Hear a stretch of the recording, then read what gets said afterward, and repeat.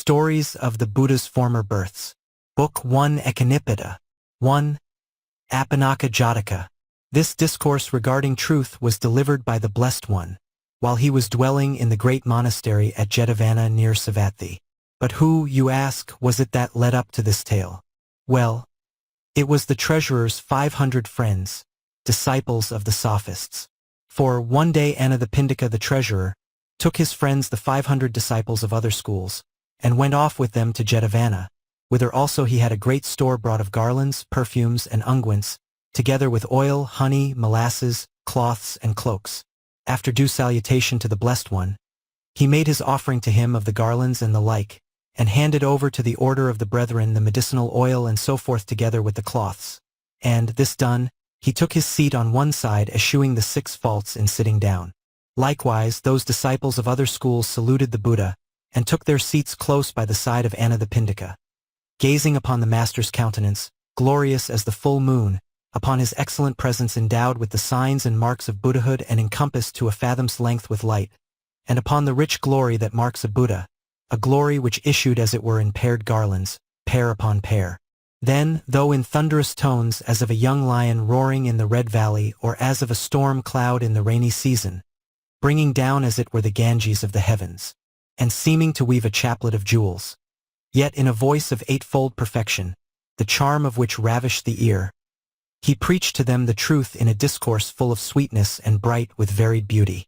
They, after hearing the Master's discourse, rose up with hearts converted, and with due salutation to the Lord of Knowledge, burst asunder the other doctrines in which they had taken refuge, and betook themselves to the Buddha as their refuge. Thenceforth without ceasing they used to go with Anathapindika, carrying in their hands perfumes and garlands and the like, to hear the truth in the monastery. And they abounded in charity, kept the commandments, and kept the weekly fast day. Now the Blessed One went from Savatthi back to Rajagaha again. As soon as the Buddha had gone, they burst asunder their new faith, and returning to the other doctrines as their refuge, reverted to their original state.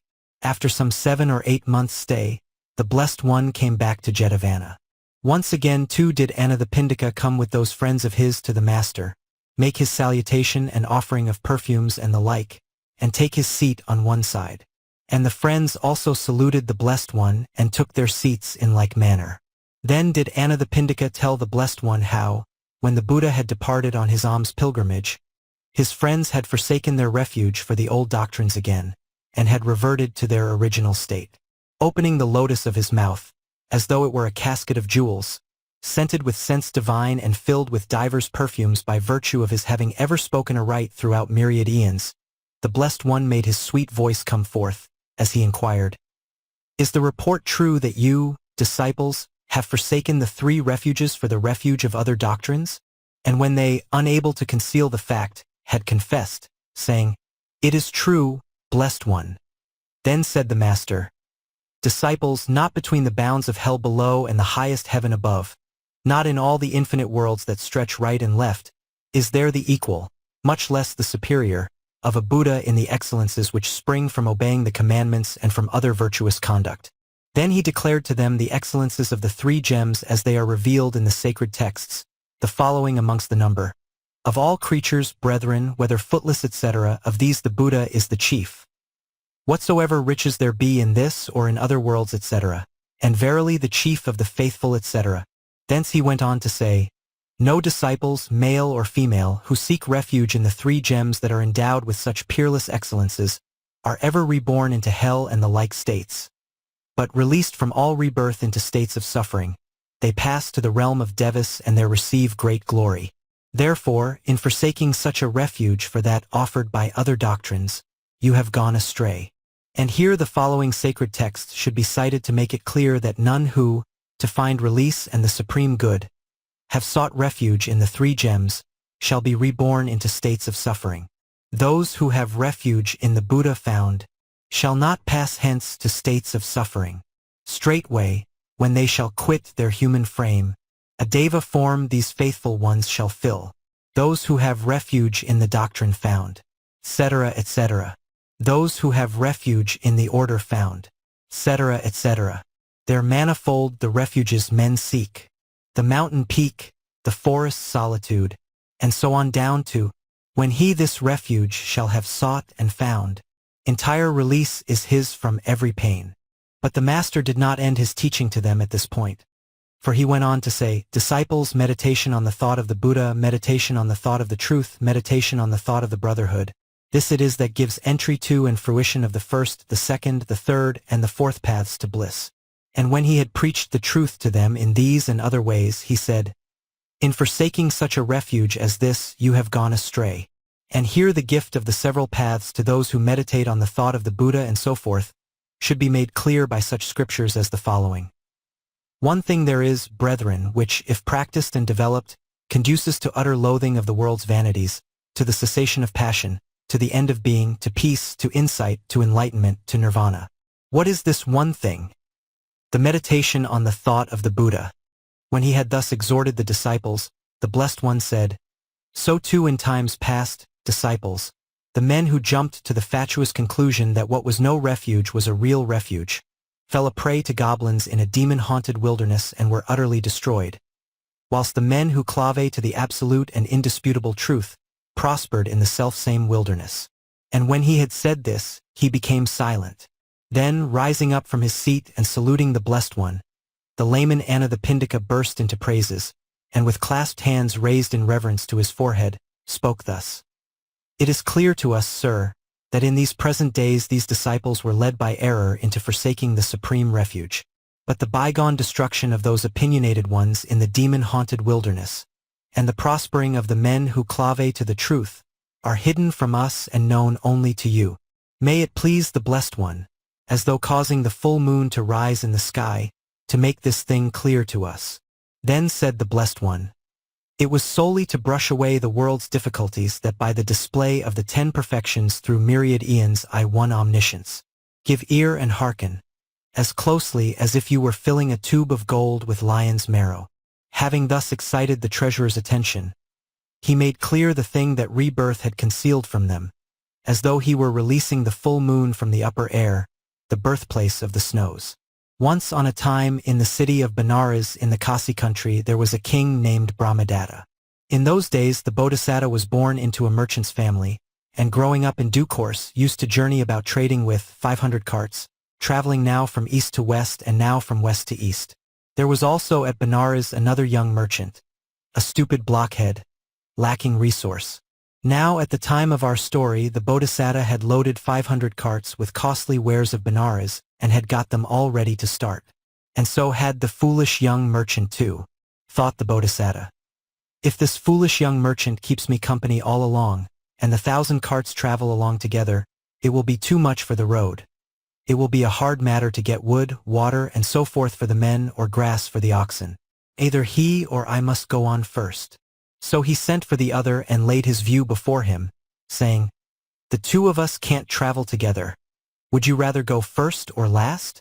Thought the other, there will be many advantages if I go on first. I shall have a road which is not yet cut up. My oxen will have the pick of the grass. My men will have the pick of the herbs for curry. The water will be undisturbed. And lastly, I shall fix my own price for the barter of my goods. Accordingly, he replied, I will go first, my dear sir. The Bodhisattva, on the other hand, saw many advantages in going last, for he argued thus to himself. Those who go first will level the road where it is rough, whilst I shall travel along the road they have already traveled. Their oxen will have grazed off the coarse old grass, whilst mine will pasture on the sweet young growth which will spring up in its place. My men will find a fresh growth of sweet herbs for curry where the old ones have been picked. Where there is no water, the first caravan will have to dig to supply themselves, and we shall drink at the wells they dug. Haggling over prices is killing work, whereas I, following later, shall barter my wares at the prices they have already fixed. Accordingly, seeing all these advantages, he said to the other, Then go you first, my dear sir. Very well, I will, said the foolish merchant. And he yoked his carts and set out. Journeying along, he left human habitations behind him and came to the outskirts of the wilderness. Now wildernesses are of the 5 following kinds: robber wildernesses, wild beast wildernesses, drought wildernesses, demon wildernesses, and famine wildernesses. The first is when the way is beset by robbers. The second is when the way is beset by lions and other wild beasts. The third is when there is no bathing or water to be got. The fourth is when the road is beset by demons. And the fifth is when no roots or other food are to be found. And in this fivefold category the wilderness in question was both a drought and a demon wilderness. Accordingly this young merchant took great big water jars on his carts, and filling them with water, set out to cross the 60 leagues of desert which lay before him. Now when he had reached the middle of the wilderness, the goblin who haunted it said to himself, "I will make these men throw away their stock of water, and devour them all when they are faint." So he framed by his magic power a delightful carriage drawn by pure white young bulls, with a retinue of some 10 or 12 goblins bearing bows and quivers, swords and shields. He rode along to meet them like a mighty lord in this carriage, with blue lotuses and white water lilies wreathed round his head, with wet hair and wet clothes, and with muddy carriage wheels. His attendants, too, in front and rear of him went along with their hair and clothes wet, with garlands of blue lotuses and white water lilies on their beads, and with bunches of white lotuses in their hands, chewing the esculent stalks and dripping with water and mire. Now the leaders of caravans have the following custom. Whenever the wind blows in their teeth, they ride on in front in their carriage with their attendants round them, in order to escape the dust. But when the wind blows from behind them, then they ride in like fashion in the rear of the column. And, as on this occasion the wind was blowing against them, the young merchant was riding in front. When the goblin became aware of the merchant's approach, he drew his carriage aside from the track and greeted him kindly, asking him whither he was going. The leader of the caravan too caused his carriage to be drawn aside from the track so as to let the carts pass by, whilst he stayed by the way and thus addressed the goblin.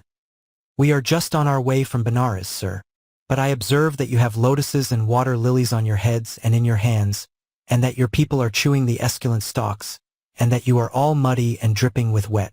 Pray, did it rain while you were on the road? And did you come on pools covered with lotuses and water lilies?"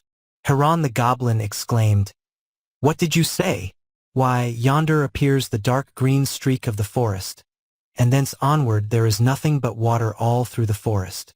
It is always raining there. The pools are full, and on every side are lakes covered with lotuses and water lilies." Then, as the line of carts passed by, he asked where they were bound for. "To such and such a place," was the reply. "And what wares have you got in this cart and in this?" "So and so." "And what might you have in this last cart which seems to move as if it were heavily laden?" "Oh, there's water in that. You did well to carry water with you from the other side. But there is no need for it now, as water is abundant on ahead. So break the jars and throw the water away, that you may travel easier." And he added, "Now continue on your way, as we have stopped too long already." Then he went a little way further on, till he was out of sight, when he made his way back to the goblin city where he dwelt. Such was the folly of that foolish merchant that he did the goblin's bidding, and had his jars broken and the water all thrown away, without saving so much even as would go in the palm of a man's hand. Then he ordered the carts to drive on. Not a drop of water did they find on ahead, and thirst exhausted the men. All day long till the sun went down they kept on the march. But at sunset they unyoked their carts and made a laager, tethering the oxen to the wheels. The oxen had no water to drink, and the men none to cook their rice with, and the tired-out band sank to the ground to slumber. But as soon as night fell, the goblins came out from their city, and slew every single one of those men and oxen. And when they had devoured their flesh, leaving only the bare bones, the goblins departed. Thus was the foolish young merchant the sole cause of the destruction of that whole band, whose skeletons were strewn in every conceivable direction, whilst the 500 carts stood there with their loads untouched. Now the Bodhisattva allowed some 6 weeks to pass by after the starting of the foolish young merchant, before he set out. Then he proceeded from the city with his 500 carts, and in due course came to the outskirts of the wilderness. Here he had his water jars filled and laid in an ample stock of water, and by beat of drum he had his men assembled in camp, and thus addressed them, "Let not so much as a palmful of water be used without my sanction. There are poison trees in this wilderness. So let no man among you eat any leaf, flower, or fruit which he has not eaten before, without first asking me."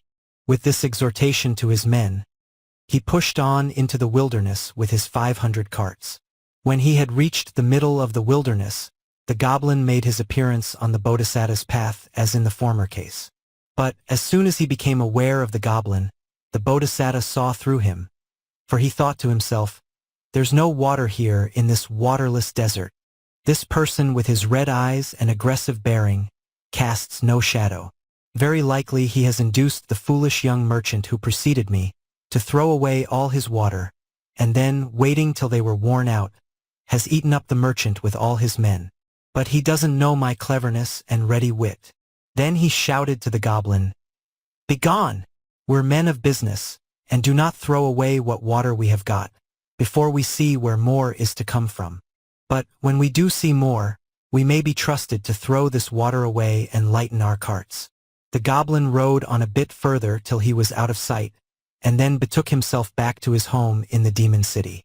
But when the goblin had gone, the Bodhisattva's men said to him, "Sir, we heard from those men that yonder is the dark green streak of the forest appearing, where they said it was always raining. They had got lotuses on their heads and water lilies in their hands and were eating the stalks, whilst their clothes and hair were wringing wet, with water streaming off them. Let us throw away our water and get on a bit quicker with lightened carts." On hearing these words, the Bodhisattva ordered a halt and had the men all mustered. "Tell me," said he, "did any man among you ever hear before today that there was a lake or a pool in this wilderness?" "No, sir," was the answer. "Why, it's known as the waterless desert. We have just been told by some people that it is raining just on ahead, in the belt of forest. Now how far does a rain wind carry?" "A league, sir." "And has this rain wind reached any one man here?" "No, sir." "How far off can you see the crest of a storm cloud?" "A league, sir." "And has any one man here seen the top of even a single storm cloud?" "No, sir." "How far off can you see a flash of lightning?" 4 or 5 leagues, sir." "And has any one man here seen a flash of lightning?" "No, sir." "How far off can a man hear a peal of thunder?" 2 or 3 leagues, sir." "And has any man here heard a peal of thunder?" "No, sir." "These are not men but goblins.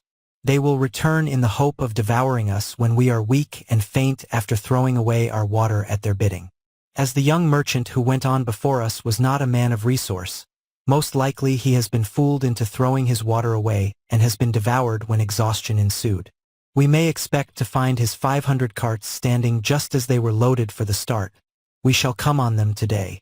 Press on with all possible speed, without throwing away a drop of water." Urging his men forward with these words, he proceeded on his way till he came upon the 500 carts standing just as they had been loaded and the skeletons of the men and oxen lying strewn in every direction. He had his carts unyoked and ranged in a circle so as to form a strong laager. He saw that his men and oxen had their supper early, and that the oxen were made to lie down in the middle with the men round them, and he himself with the leading men of his band stood on guard, sword in hand, through the 3 watches of the night, waiting for the day to dawn. On the morrow at daybreak, when he had had his oxen fed and everything needful done, he discarded his own weak carts for stronger ones, and his own common goods for the most costly of the derelict goods. Then he went on to his destination, where he bartered his stock for wares of 2 or 3 times their value, and came back to his own city without losing a single man out of all his company. This story ended, the master said, "Thus it was, layman, that in times past the fatuous came to utter destruction, whilst those who clave to the truth, escaping from the demon's hands, reached their goal in safety and came back to their homes again." And when he had thus linked the 2 stories together, he, as the Buddha, spoke the following stanza for the purposes of this lesson on the truth. "Then some declared the soul the peerless truth, but otherwise the false logicians spake. Let him that s wise from this a lesson take, and firmly grasp the soul the peerless truth. Thus did the blessed one teach this lesson respecting truth." And he went on to say, "What is called walking by truth not only bestows the 3 happy endowments, the 6 heavens of the realms of sense, and the endowments of the higher realm of Brahma, but finally is the giver of arahatship, whilst what is called walking by untruth entails rebirth in the 4 states of punishment or in the lowest castes of mankind."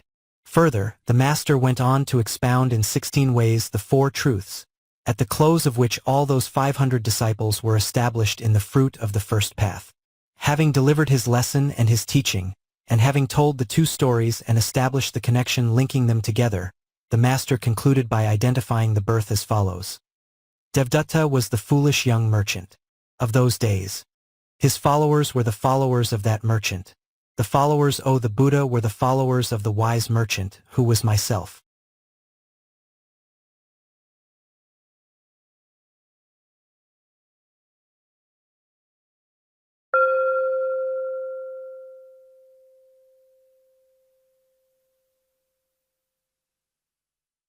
Stories of the Buddha's Former Births. Book 1 Ekanipita. 2 Vanapatha Jātaka. Untiring deep they dug. This discourse was delivered by the Blessed One whilst he was dwelling at Savatthi. About whom, you ask? About a brother who gave up persevering. Tradition says that, whilst the Buddha was dwelling at Savatthi, there came to Jetavana a scion of a Savatthi family, who, on hearing a discourse by the master, realized that lusts breed suffering, and was admitted to the first stage of the brotherhood. After 5 years passed in preparing for admission to full brotherhood, when he had learnt 2 summaries and had trained himself in the methods of insight, he obtained from the master a theme for meditation which commended itself to him. Retiring to a forest, he passed there the rainy season, but for all his striving during the 3 months, he could not develop a glimmer or an inkling of insight. So the thought came to him, the master said there were 4 types of men, and I must belong to the lowest of all. In this birth methinks there is neither path nor fruit for me. What good shall I do by living in the forest? Back to the master I will go, and live my life beholding the glories of the Buddha's presence and listening to his sweet teachings. And back again to Jetavana he came. Now his friends and intimates said, Sir, it was you who obtained from the master a theme for meditation and departed to live the solitary life of a sage. Yet here you are back again going about enjoying fellowship. Can it be that you have won the crown of the brother's vocation, and that you will never know rebirth? Sirs, as I won neither path nor fruit, I felt myself doomed to futility, and so gave up persevering and came back. You have done wrong, sir, in shewing a faint heart when you had devoted yourself to the doctrine of the dauntless master. Come, let us bring you to the Buddha's notice. And they took him with them to the master. When the master became aware of their coming, he said, Brethren, you bring with you this brother against his will. What has he done? Sir, after devoting himself to so absolutely true a doctrine, this brother has given up persevering in the solitary life of a sage, and is come back. Then said the master to him, Is it true as they say that you, brother, have given up persevering? It is true, blessed one. But how comes it that, after devoting yourself to such a doctrine, you, brother, should be the one to show yourself not a man desiring little, contented, solitary, and determined, but a man lacking perseverance? Was it not you who were so stout-hearted in bygone days? Was it not by you single-handed, thanks to your perseverance, that in a sandy desert the men and the oxen belonging to a caravan of 500 carts got water and were cheered? And how is it that now you are giving in? These words suffice to give heart to that brother. Hearing this talk, the brethren asked the Blessed One, saying, Sir, the present faint-heartedness of this brother is clear to us, but hidden from us is the knowledge of how, by the perseverance of this single man, the men and oxen got water in a sandy desert and were cheered. This is known only to you who are omniscient. Pray tell us about it. Hearken then, brethren, said the Blessed One, and having excited their attention, he made clear the thing that rebirth had concealed from them. Once on a time when Brahmadatta was king in Benares in Kasi, the Bodhisattva was born into a trader's family. When he was grown up, he used to travel about trading with 500 carts. On one occasion he came to a sandy wilderness 60 leagues across, the sand of which was so fine that, when grasped, it slipped through the fingers of the closed fist. As soon as the sun got up, it grew as hot as a bed of charcoal embers and nobody could walk upon it. Accordingly, those traversing it used to take firewood, water, oil, rice and so forth on their carts, and only traveled by night. At dawn they used to range their carts in a circle to form a laagar, with an awning spread overhead, and after an early meal used to sit in the shade all the day long. When the sun went down they had their evening meal, and so soon as the ground became cool, they used to yoke their carts and move forward. Traveling on this desert was like voyaging over the sea. A desert pilot, as he was called, had to convoy them over by knowledge of the stars. And this was the way in which our merchant was now traveling that wilderness. When he had only some 7 more miles before him, he thought to himself, "Tonight will see us out of this sandy wilderness." So, after they had had their supper, he ordered the wood and water to be thrown away, and yoking his carts set out on the road. In the front cart sat the pilot upon a couch looking up to the stars in the heavens and directing the course thereby. But so long had he been without sleep that he was tired out and fell asleep, with the result that he did not mark that the oxen had turned round and were retracing their steps. All night the oxen kept on their way, but at dawn the pilot woke up, and observing the disposition of the stars overhead shouted out, "Turn the carts round! Turn the carts round!" And as they turned the carts round and were forming them into line, the day broke. "Why, this is where we camped yesterday," cried the people of the caravan. "All our wood and water is gone and we are lost." So saying, they unyoked their carts and made a laager and spread the awning overhead. Then each man flung himself down in despair beneath his own cart. Thought the Bodhisattva to himself, "If I give in, every single one will perish." So he ranged to and fro while it was still early and cool, until he came on a clump of kusa grass. "This grass," thought he, "can only have grown up here thanks to the presence of water underneath." So he ordered a spade to be brought and a hole to be dug at that spot. 60 cubits down they dug, till at that depth the spade struck on a rock, and everybody lost heart. But the Bodhisattva, feeling sure there must be water under that rock, descended into the hole and took his stand upon the rock. Stooping down, he applied his ear to it and listened. Catching the sound of water flowing beneath, he came out and said to a serving lad, "My boy, if you give in, we shall all perish. So take heart and courage. Go down into the hole with this iron sledgehammer, and strike the rock." Obedient to his master's bidding, the lad, resolute where all others had lost heart, went down and struck the rock. The rock which had dammed the stream split asunder and fell in. Up rose the water in the hole till it was as high as a palm tree, and everybody drank and bathed. Then they chopped up their spare axles and yokes and other surplus gear, cooked their rice and ate it, and fed their oxen. And as soon as the sun set, they hoisted a flag by the side of the well and traveled on to their destination. There they bartered away their goods for 2 and 4 times their value. With the proceeds they returned to their own home, where they lived out their term of life and in the end passed away to fare thereafter according to their deserts. The Bodhisattva too, after a life spent in charity and other good works, passed away likewise to fare according to his deserts. When the Supreme Buddha had delivered this discourse, he, the all-knowing one himself, uttered this stanza. Untiring deep they dug that sandy track, till in the trodden way they water found. So let the sage, in perseverance strong, flag not nor tire until his heart find peace. This discourse ended, he preached the 4 truths, at the close whereof the faint-hearted brother was established in the highest fruit of all, which is arahatship. Having told these 2 stories, the master established the connection linking them both together, and identified the birth by saying, "This faint-hearted brother of today was in those days the serving lad who, persevering, broke the rock and gave water to all the people. The Buddha's followers were the rest of the people of the caravan, and I myself was their leader."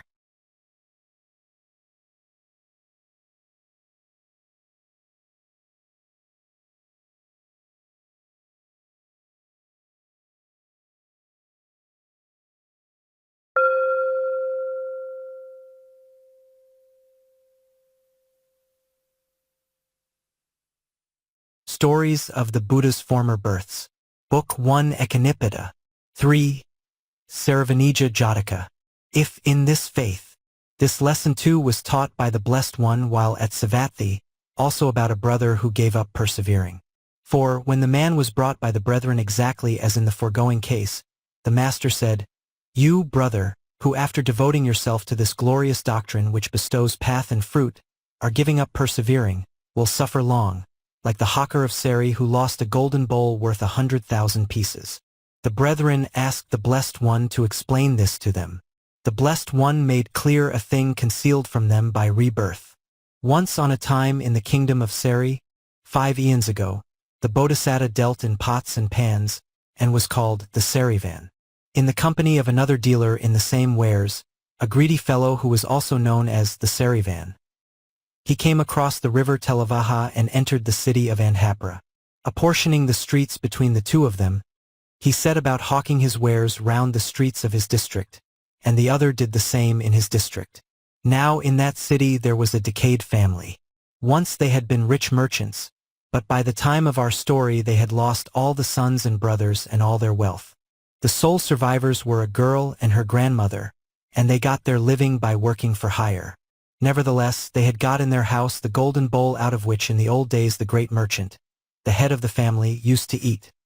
But it had been thrown among the pots and pans, and having been long out of use, was grimed over with dirt, so that the two women did not know that it was gold. To the door of their house came the greedy hawker on his round, crying, "Water pots to sell! Water pots to sell!" And the damsel, when she knew B was there, said to her grandmother, "Oh, do buy me a trinket, grandmother. We're very poor, dear. What can we offer in exchange for it? Why, here's this bowl which is no good to us. Let us change that for it." The old woman had the hawker brought in and seated, and gave him the bowl, saying, "Take this, sir, and be so good as to give your sister something or other in exchange." The hawker took the bowl in his hand, turned it over, and, suspecting it was gold, scratched a line on the back of it with a needle, whereby he knew for certain that it was real gold.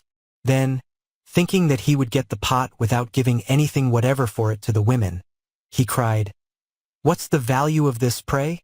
Why, it isn't worth half a farthing." And therewithal he threw the bowl on the ground, rose up from his seat, and left the house.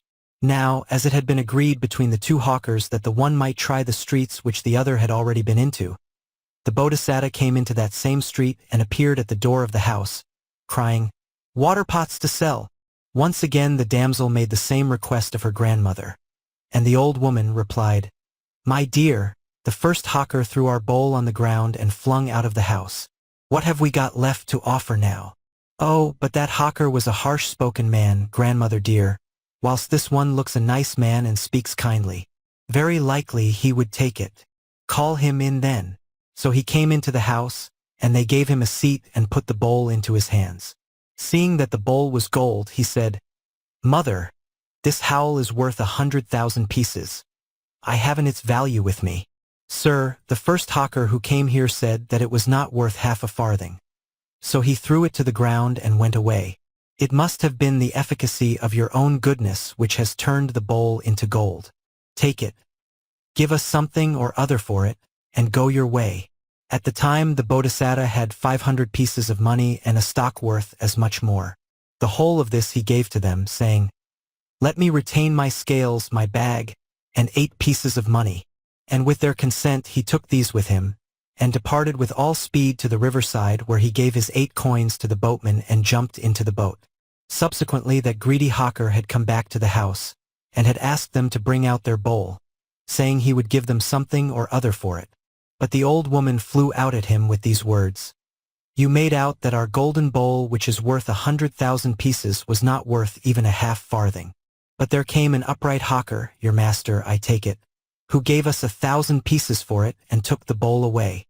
Hereupon he exclaimed, "He has robbed me of a golden bowl worth a full 100,000 pieces. He has caused me a terrible loss."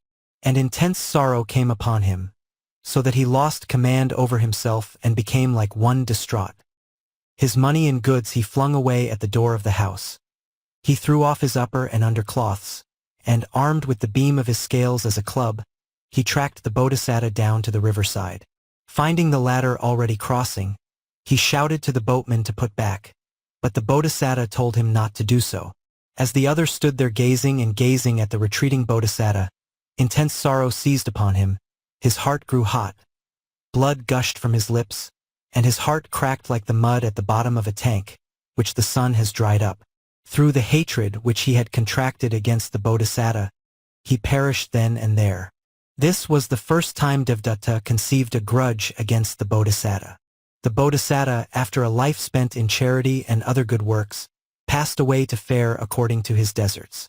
When the Supreme Buddha had ended this lesson, he, the all-knowing one himself, uttered this stanza: "If in this faith you prove remiss and fail to win the goal whereto its teachings lead, then, like the hawker called the Serivan, full long you'll rue the prize your folly lost."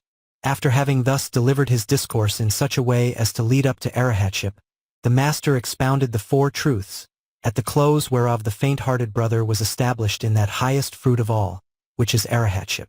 And, after telling the two stories, the master made the connection linking them both together, and identified the birth by saying in conclusion, "In those days Devdutta was the foolish hawker, and I myself was the wise and good hawker."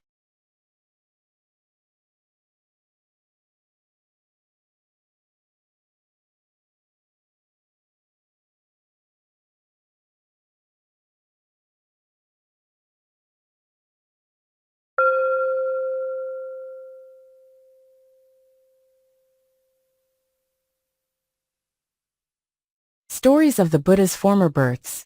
Book 1 Echinipita. 4 Kalakaseti Jātaka. With humblest start. This story was told by the master about the elder named Little Wayman, while in Jātaka's mango grove near Rajagaha. And here an account of Little Wayman's birth must be given. Tradition tells us that the daughter of a rich merchant's family in Rajagaha actually stooped to intimacy with a slave. Becoming alarmed lest her misconduct should get known, she said to the slave, "We can't live on here. For if my mother and father come to know of this sin of ours, they will tear us limb from limb. Let us go and live afar off." So with their belongings in their hands they stole together out by the hardly opened door, and fled away, they cared not whither, to find a shelter beyond the ken of her family. Then they went and lived together in a certain place, with the result that she conceived.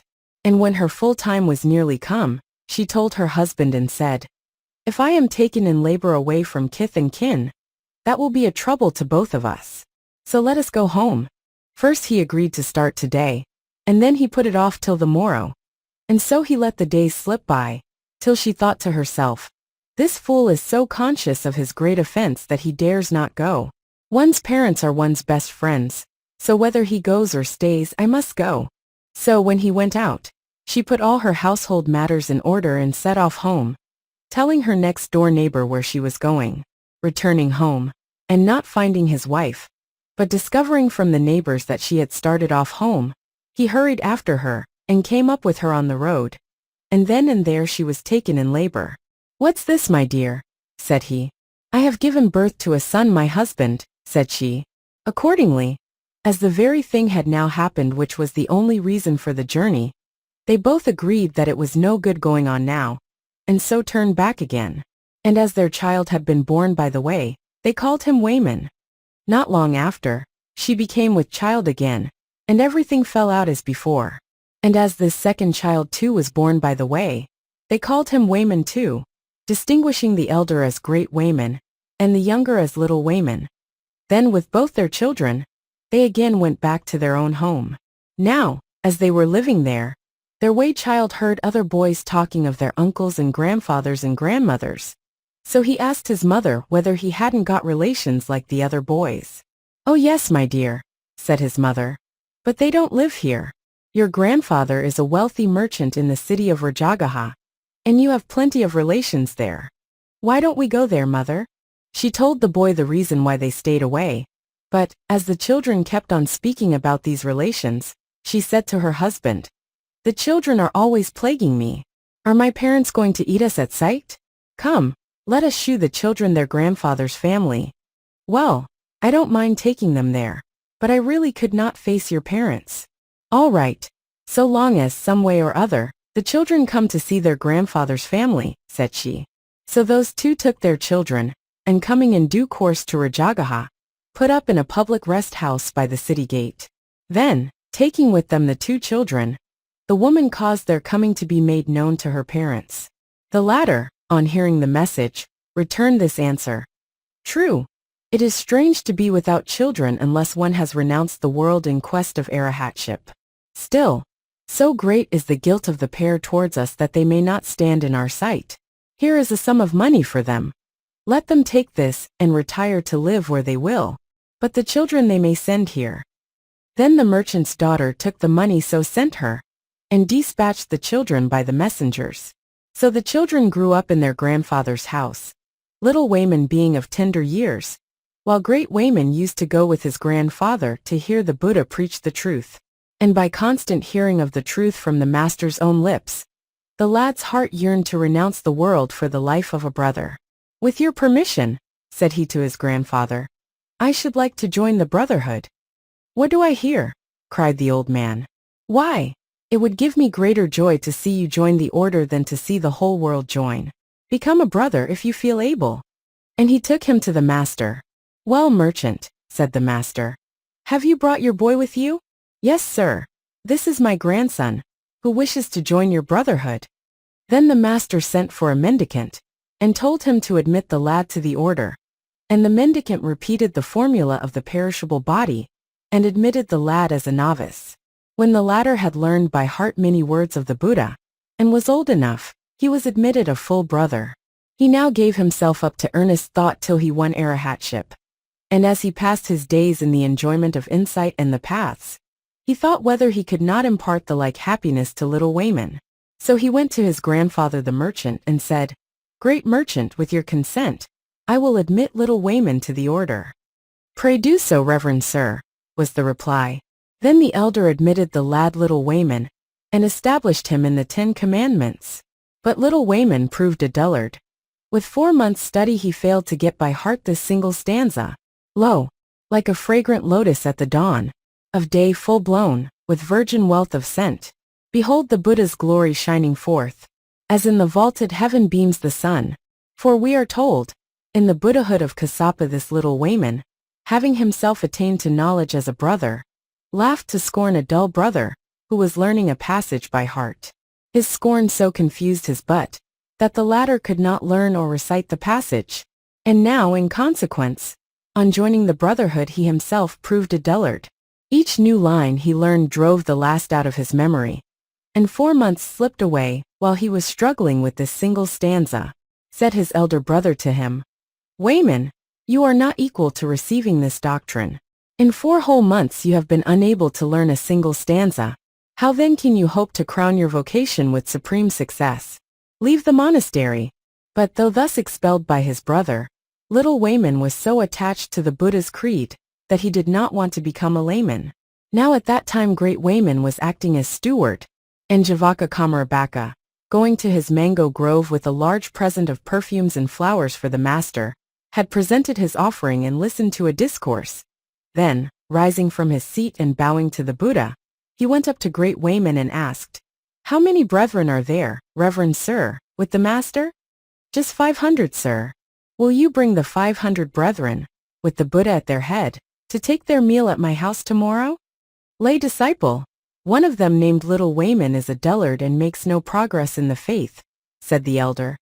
I accept the invitation for everyone but him. Hearing this, little Wayman thought to himself, in accepting the invitation for all these brethren, the elder carefully accepts so as to exclude me. This proves that my brother's affection for me is dead. What have I to do with this proofs? I will become a layman, and live in the exercise of charity, and other good works of a lay character. And on the morrow early he went forth, avowedly to become a layman again. Now at the first break of day, as he was surveying the world, the master became aware of this, and going forth even earlier than little Wayman, he paced to and fro by the porch on little Wayman's road.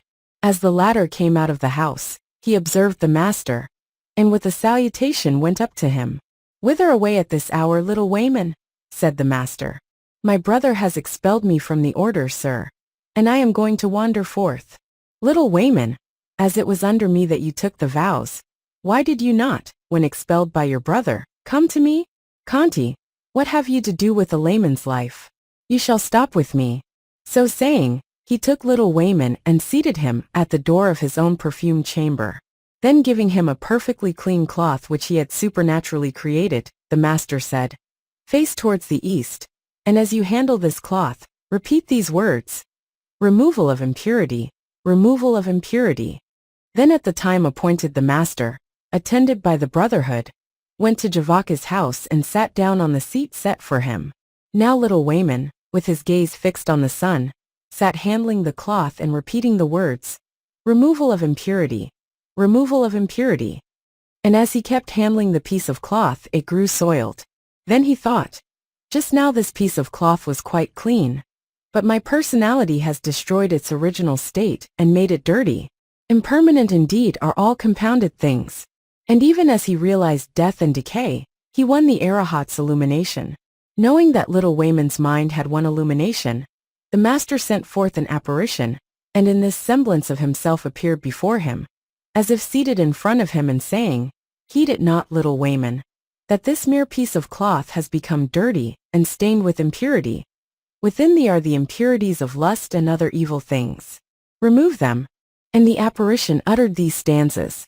Impurity in lust consists not dirt, and lust we term the real impurity. Yet, brethren, whoso drives it from his breast, he lives the gospel of the purified. Impurity in wrath consists not dirt, and wrath we term the real impurity. Yet, brethren, whoso drives it from his breast, he lives the gospel of the purified. Delusion is impurity, not dirt. We term delusion real impurity. Yet, brethren, whoso drives it from his breast, he lives the gospel of the purified. At the close of these stanzas little Wayman attained to arahatship with the 4 branches of knowledge, whereby he straightway came to have knowledge of all the sacred texts. Tradition has it that, in ages past, when he was a king and was making a solemn procession round his city, he wiped the sweat from his brow with a spotless cloth which he was wearing, and the cloth was stained. Thought he, "It is this body of mine which has destroyed the original purity and whiteness of the cloth, and dirted it. Impermanent indeed are all composite things." Thus he grasped the idea of impermanence, and hence it came to pass that it was the removal of impurity which worked his salvation. Meantime, Jātaka Kamarabaka offered the water of donation, but the master put his hand over the vessel, saying, "Are there no brethren, Jātaka, in the monastery?" Said great Wayman, "There are no brethren there, reverend sir." "Oh yes, there are, Jātaka," said the master. "Hi there," said Jātaka to a servant. "Just you go and see whether or not there are any brethren in the monastery." At that moment little Wayman, conscious as he was that his brother was declaring there were no brethren in the monastery, determined to shew him there were, and so filled the whole mango grove with nothing but brothers. Some were making robes, others dyeing, whilst others again were repeating the sacred texts. Each of 1,000 brethren he made unlike all the others. Finding this host of brethren in the monastery, the man returned and said that the whole mango grove was full of brethren. But as regards the elder up in the monastery, Wayman, 1,000-fold self-multiplied, sat on till bidden in that pleasant grove. "Now go back," said the master to the man, "and say the master sends for him whose name is little Wayman." But when the man went and delivered his message, 1,000 mouths answered, "I am little Wayman. I am little Wayman." Back came the man with the report, "They all say they are little Wayman, reverend sir." "Well, now go back," said the master, "and take by the hand the first one of them who says he is little Wayman, and the others will all vanish." The man did as he was bidden, and straightway the 1,000 brethren vanished from sight. The elder came back with the man. When the meal was over the master said, "Jātaka, take little Wayman's bowl. He will return thanks." Jātaka did so. Then like a young lion roaring defiance, the elder ranged the whole of the sacred texts through in his address of thanks. Lastly, the master rose from his seat, and attended by the order returned to the monastery, and there, after the assignment of tasks by the brotherhood, he rose from his seat, and, standing in the doorway of his perfumed chamber, delivered a Buddha discourse to the brotherhood, ending with a theme which he gave out for meditation, and dismissing the brotherhood, he retired into his perfumed chamber, and lay down lion-like on his right side to rest. At even, the orange-robed brethren assembled together from all sides in the hall of truth, and sang the master's praises, even as though they were spreading a curtain of orange cloth round him as they sat. "Brethren," it was said, great Wayman failed to recognize the bent of little Wayman, and expelled him from the monastery as a dullard who could not even learn a single stanza in 4 whole months. But the all-knowing Buddha by his supremacy in the truth bestowed on him arahatship with all its supernatural knowledge, even while a single meal was in progress. And by that knowledge he grasped the whole of the sacred texts. Oh, how great is a Buddha's power! Now the Blessed One, knowing full well the talk that was going on in the hall of truth, thought it meet to go there. So, rising from his Buddha couch, he donned his 2 orange undercloths, girded himself as with lightning, arrayed himself in his orange-colored robe, the ample robe of a Buddha, and came forth to the hall of truth with the infinite grace of a Buddha, moving with the royal gait of an elephant in the plenitude of his vigor. Ascending the glorious Buddha throne set in the midst of the resplendent hall, he seated himself upon the middle of the throne, emitting those 6 colored rays which mark a Buddha, like the newly arisen sun, when from the peaks of the Ugandhara mountains, he illumines the depths of the ocean. Immediately the all-knowing one came into the hall. The brotherhood broke off their talk and were silent. Gazing round on the company with gentle loving kindness, the master thought within himself, "This company is perfect. Not a man is guilty of moving hand or foot improperly. Not a sound, not a cough or sneeze is to be heard. In their reverence and awe of the majesty and glory of the Buddha, not a man would dare to speak before I did, even if I sat here in silence all my life long. But it is my part to begin, and I will open the conversation." Then in his sweet divine tones he addressed the brethren and said, "What, pray, is the theme of this conclave? And what was the talk which was broken off?" "Sir," said they, "it was no profitless theme, but your own praises that we were telling here in conclave." And when they had told him word for word what they had been saying, the master said, "Brethren, through me little Wayman has just now risen to great things in the faith.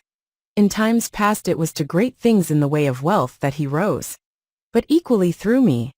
The brethren asked the master to explain this, and the Blessed One made clear in these words a thing which succeeding existences had hidden from them.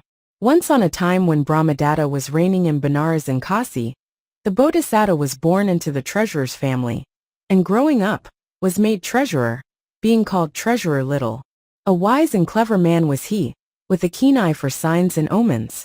One day on his way to wait upon the king, he came on a dead mouse lying on the road, and taking note of the position of the stars at that moment he said, "Any decent young fellow with his wits about him has only to pick that mouse up, and he might start a business and keep a wife."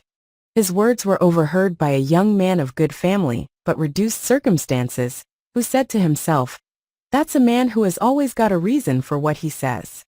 And accordingly he picked up the mouse, which he sold for a farthing at a tavern for their cat. With the farthing he got molasses, and took drinking water in a water pot. Coming on flower gatherers returning from the forest, he gave each a tiny quantity of the molasses, and ladled the water out to them. Each of them gave him a handful of flowers, with the proceeds of which, next day, he came back again to the flower grounds provided with more molasses, and a pot of water. That day the flower gatherers, before they went, gave him flowering plants with half the flowers left on them, and thus in a little while he obtained 8 pennies. Later, one rainy and windy day, the wind blew down a quantity of rotten branches and boughs, and leaves in the king's pleasaunce, and the gardener did not see how to clear them away. Then up came the young man with an offer to remove the lot, if the wood and leaves might be his. The gardener closed with the offer on the spot. Then this apt pupil of Treasurer Little repaired to the children's playground, and in a very little while had got them by bribes of molasses to collect every stick and leaf in the place into a heap at the entrance to the pleasaunce. Just then the king's potter was on the lookout for fuel to fire bowls for the palace, and coming on this heap, took the lot off his hands. The sale of his wood brought in 16 pennies to this pupil of Treasurer Little, as well as 5 bowls and other vessels. Having now 24 pennies in all, a plan occurred to him. He went to the vicinity of the city gate with a jar full of water, and supplied 500 mowers with water to drink. Said they, "You've done us a good turn, friend. What can we do for you?" "Oh, I'll tell you when I want your aid," said he. And as he went about, he struck up an intimacy with a land trader and a sea trader. Said the former to him, "Tomorrow there will come to town a horse dealer with 500 horses to sell." On hearing this piece of news, he said to the mowers, "I want each of you today to give me a bundle of grass, and not to sell your own grass till mine is sold." "Certainly," said they, and delivered the 500 bundles of grass at his house. Unable to get grass for his horses elsewhere, the dealer purchased our friend's grass for 1,000 pieces. Only a few days later his sea trading friend brought him news of the arrival of a large ship in port, and another plan struck him. He hired for 8 pence a well-appointed carriage which plied for hire by the hour, and went in great style down to the port. Having bought the ship on credit, and deposited his signet ring as security, He had a pavilion pitched hard by and said to his people as he took his seat inside, "When merchants are being shown in, let them be passed on by 3 successive ushers into my presence." Hearing that a ship had arrived in port, about 100 merchants came down to buy the cargo, only to be told that they could not have it as a great merchant had already made a payment on account. So away they all went to the young man, and the footman duly announced them by 3 successive ushers, as had been arranged beforehand. Each man of the 100 severally gave him 1,000 pieces to buy a share in the ship, and then a further 1,000 each to buy him out altogether. So it was with 200,000 pieces that this pupil of Treasurer Little returned to Benares. Actuated by a desire to shew his gratitude, he went with 100,000 pieces to call on Treasurer Little. "How did you come by all this wealth?" asked the treasurer. "In 4 short months, simply by following your advice," replied the young man. And he told him the whole story, starting with the dead mouse.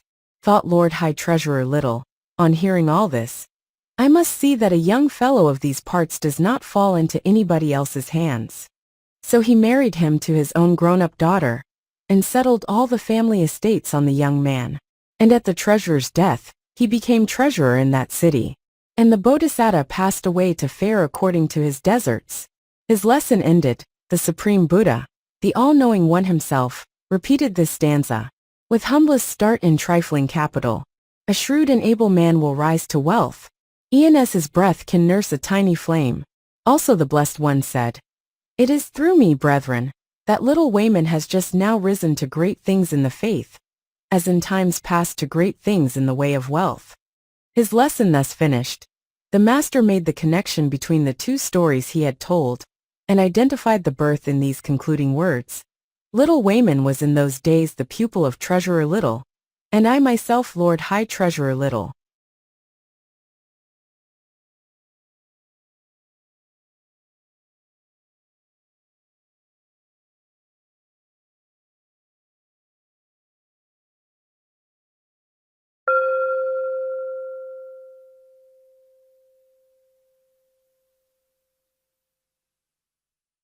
Stories of the Buddha's Former Births.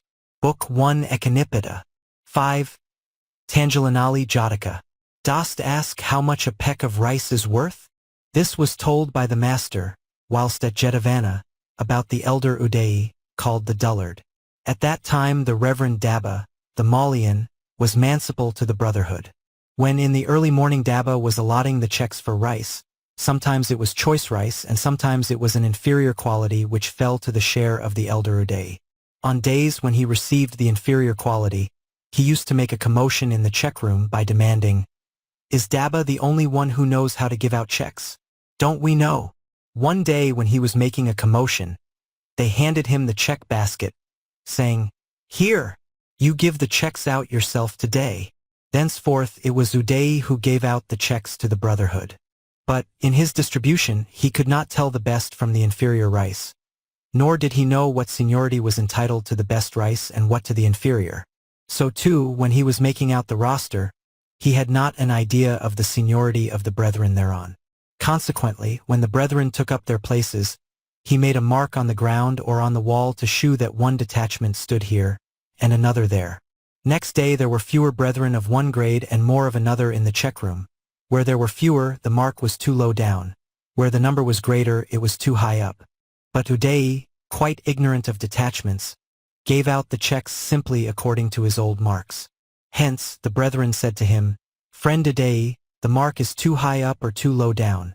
The best rice is for those of such and such seniority, and the inferior quality for such and such others." But he put them back with the argument, "If this mark is where it is, what are you standing here for? Why am I to trust you? It's my mark I trust." Then the boys and novices thrust him from the check room, crying, "Friend Udayi the dullard, when you give out the checks, the brethren are docked of what they ought to get. You're not fit to give them out. Get you gone from here." Hereupon, a great uproar arose in the check room.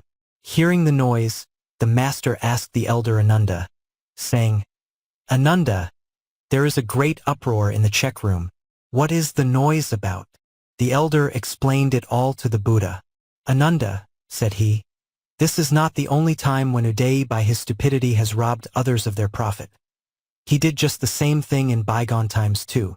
The elder asked the Blessed One for an explanation, and the Blessed One made clear what had been concealed by rebirth. Once on a time Brahmadatta was reigning in Benares in Kasi. In those days our Bodhisattva was his valuer. He used to value horses, elephants and the like, and jewels, gold and the like, and he used to pay over to the owners of the goods the proper price as he fixed it. But the king was greedy and his greed suggested to him this thought: this valuer with his style of valuing will soon exhaust all the riches in my house. I must get another valuer. Opening his window and looking out into his courtyard, he espied walking across a stupid, greedy hind in whom he saw a likely candidate for the post. So the king had the man sent for, and asked him whether he could do the work. "Oh yes," said the man. And so, to safeguard the royal treasure, this stupid fellow was appointed valuer. After this the fool, in valuing elephants and horses and the like, used to fix a price dictated by his own fancy, neglecting their true worth. But, as he was valuer, the price was what he said and no other. At that time there arrived from the north country a horse dealer with 500 horses. The king sent for his new valuer and bade him value the horses. And the price he set on the whole 500 horses was just 1 measure of rice, which he ordered to be paid over to the dealer, directing the horses to be led off to the stable. Away went the horse dealer to the old valuer, to whom he told what had happened, and asked what was to be done. "Give him a bribe," said the ex-valuer, "and put this point to him. Knowing as we do that our horses are worth just a single measure of rice, we are curious to learn from you what the precise value of a measure of rice is. Could you state its value in the king's presence? If he says he can, then take him before the king, and I too will be there." Readily following the Bodhisattva's advice, the horse dealer bribed the man and put the question to him. The other, having expressed his ability to value a measure of rice, was promptly taken to the palace, whither also went the Bodhisattva and many other ministers. With due obeisance the horse dealer said, "Sire, I do not dispute it that the price of 500 horses is a single measure of rice, but I would ask your majesty to question your valuer as to the value of that measure of rice." Ignorant of what had passed, the king said to the fellow, "Valuer, what are 500 horses worth?" "A measure of rice, sire," was the reply. "Very good, my friend. If 500 horses then are worth 1 measure of rice, what is that measure of rice worth?" "It is worth all Benares and its suburbs," was the fool's reply.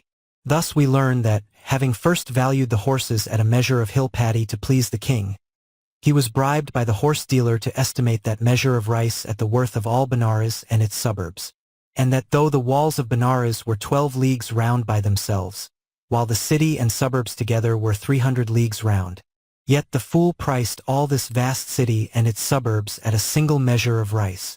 Hereupon the ministers clapped their hands and laughed merrily. "We used to think," they said in scorn, "that the earth and the realm were beyond price. But now we learn that the kingdom of Benares together with its king is only worth a single measure of rice. What talents the valuer has! How has he retained his post so long? But truly the valuer suits our king admirably." Then the Bodhisattva repeated this stanza. "Dost ask how much a peck of rice is worth? Why, all Benares, both within and out. Yet, strange to tell, 500 horses too are worth precisely this same peck of rice." Thus put to open shame, the king sent the fool packing, and gave the Bodhisattva the office again. And when his life closed, the Bodhisattva passed away to fare according to his deserts. His lesson ended and the 2 stories told, the master made the connection linking both together, and identified the birth by saying in conclusion, "Uday the dullard was the stupid rustic valuer of those days, and I myself the wise valuer."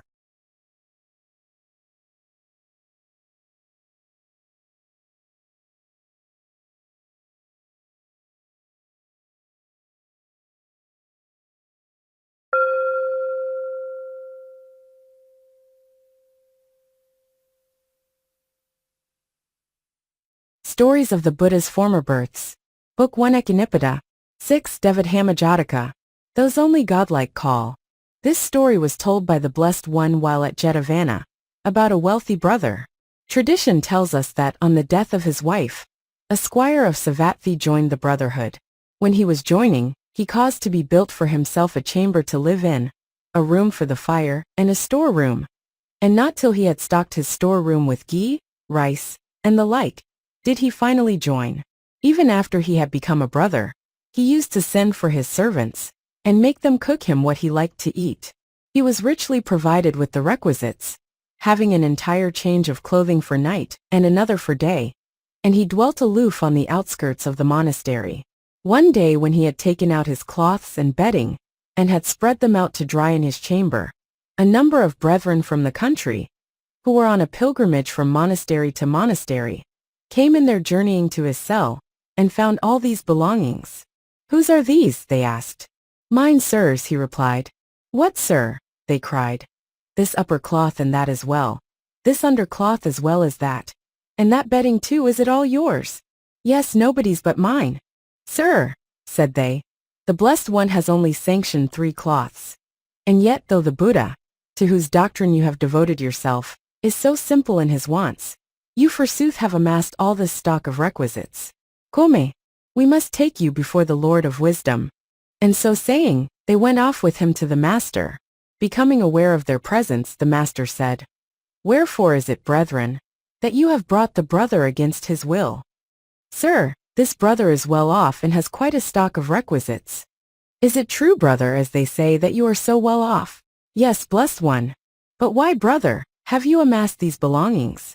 Do not I extol the virtues of wanting little, contentment, and so forth, solitude and determined resolve?" Angered by the master's words, he cried, "Then I'll go about like this."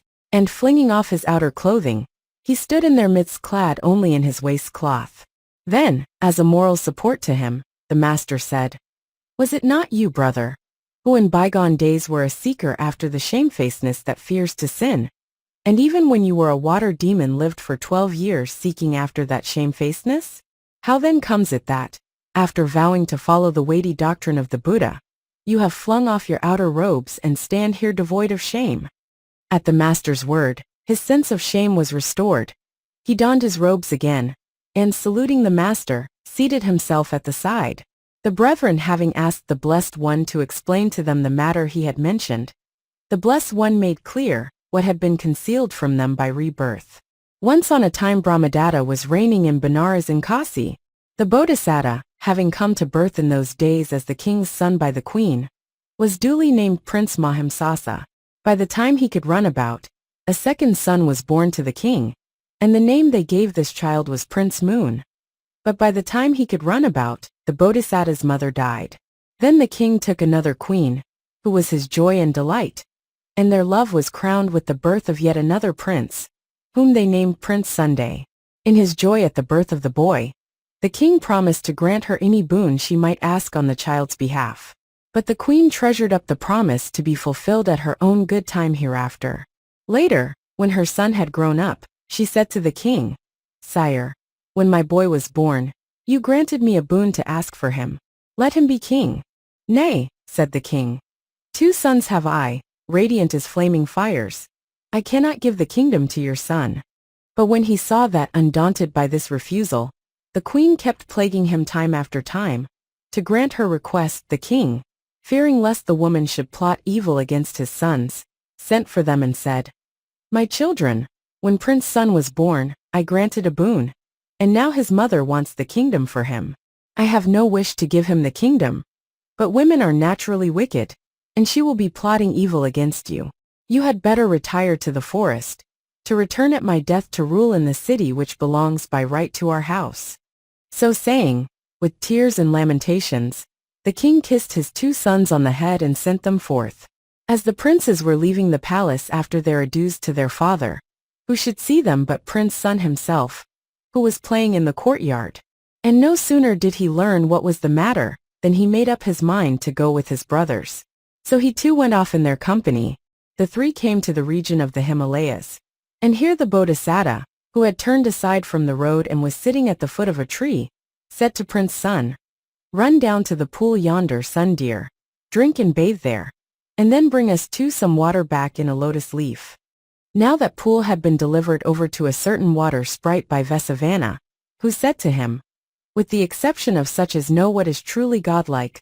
All that go down into this pool are yours to devour. Over those that do not enter the waters, you have no power granted to you. And thenceforth the water sprite used to ask all who went down into the pool what was truly godlike, devouring everyone who did not know. Now it was into this pool that Prince Sun went down, quite unsuspiciously, with the result that he was seized by the water sprite, who said to him, "Do you know what is truly godlike?" "Oh yes," said he, "the sun and moon." "You don't know," said the monster, and hauling the prince down into the depths of the water, imprisoned him there in his own abode. Finding that his brother was a long time gone, the Bodhisattva sent Prince Moon. He too was seized by the water sprite, and asked whether he knew what was truly godlike. "Oh yes, I know," said he. "The 4 quarters of heaven are." "You don't know," said the water sprite, as he hauled this second victim off to the same prison house. Finding that this second brother too tarried long, the Bodhisattva felt sure that something had happened to them. So away he went after them, and tracked their footsteps down into the water. Realizing at once that the pool must be the domain of a water sprite, he girded on his sword, and took his bow in his hand, and waited. Now when the demon found that the Bodhisattva had no intention of entering the water, he assumed the shape of a forester, and in this guise addressed the Bodhisattva thus: "You're tired with your journey, mate. Why don't you go in and have a bathe and a drink, and deck yourself with lotuses? You would travel on comfortably afterwards." Recognizing him at once for a demon, the Bodhisattva said, "It is you who have seized my brothers." "Yes, it was the reply. "Why?" "Because all who go down into this pool belong to me." "What all?" "Not those who know what is truly godlike. All save these are mine." "And do you want to know the godlike?" "I do." "If this be so, I will tell you what is truly godlike." "Do so and I will listen." "I should like to begin," said the Bodhisattva, "but I am travel-stained with my journey." Then the water sprite bathed the Bodhisattva, and gave him food to eat and water to drink, decked him with flowers, sprinkled him with scents, and laid out a couch for him in the midst of a gorgeous pavilion. Seating himself on this couch, and making the water sprite sit at his feet, the Bodhisattva said, "Listen then and you shall hear what the truly godlike is." And he repeated this stanza: "Those only godlike call who shrink from sin, the white-souled tranquil votaries of good." And when the demon heard this he was pleased, and said to the Bodhisattva, "Man of wisdom, I am pleased with you, and give you up one of your brothers. Which shall I bring?" "The youngest." "Man of wisdom, though you know so well what the truly godlike is, you don't act on your knowledge." "How so?" "Why, you take the younger in preference to the elder, without regard to his seniority." "Demon, I not only know but practice the godlike. It was on this boy's account that we sought refuge in the forest. It was for him that his mother asked the kingdom from our father, and our father, refusing to fulfill her demand, consented to our flight to the refuge of the forest. With us came this boy, nor ever thought of turning back again. Not a soul would believe me if I were to give out that he had been devoured by a demon in the forest, and it is the fear of odium that impels me to demand him at your hands." "Excellent, excellent, O man of wisdom," cried the demon in approval. "You not only know but practice the godlike." And in token of his pleasure and approval he brought forth the 2 brothers, and gave them both to the Bodhisattva. Then said the latter to the water sprite, "Friend, it is in consequence of your own evil deeds in times past, that you have now been born a demon subsisting on the flesh and blood of other living creatures. And in this present birth too you are continuing to do evil. This evil conduct will forever bar you from escaping rebirth in hell, and the other evil states. Wherefore, from this time forth renounce evil and live virtuously." Having worked the demon's conversion, the Bodhisattva continued to dwell at that spot under his protection, until one day he read in the stars that his father was dead. Then taking the water sprite with him, he returned to Benares and took possession of the kingdom, making Prince Moon his viceroy, and Prince Sun his generalissimo. For the water sprite he made a home in a pleasant spot, and took measures to ensure his being provided with the choicest garlands, flowers, and food. He himself ruled in righteousness, until he passed away to fare according to his deeds. His lesson ended, the master preached the truths, at the close whereof that brother won the fruit of the first path, And the all-knowing Buddha, having told the two stories, made the connection linking the two together, and identified the birth, by saying, the well-to-do brother was the water demon of those days. Ananda was Prince Sun, Sariputta Prince Moon, and I myself the eldest brother, Prince Mahamsasa.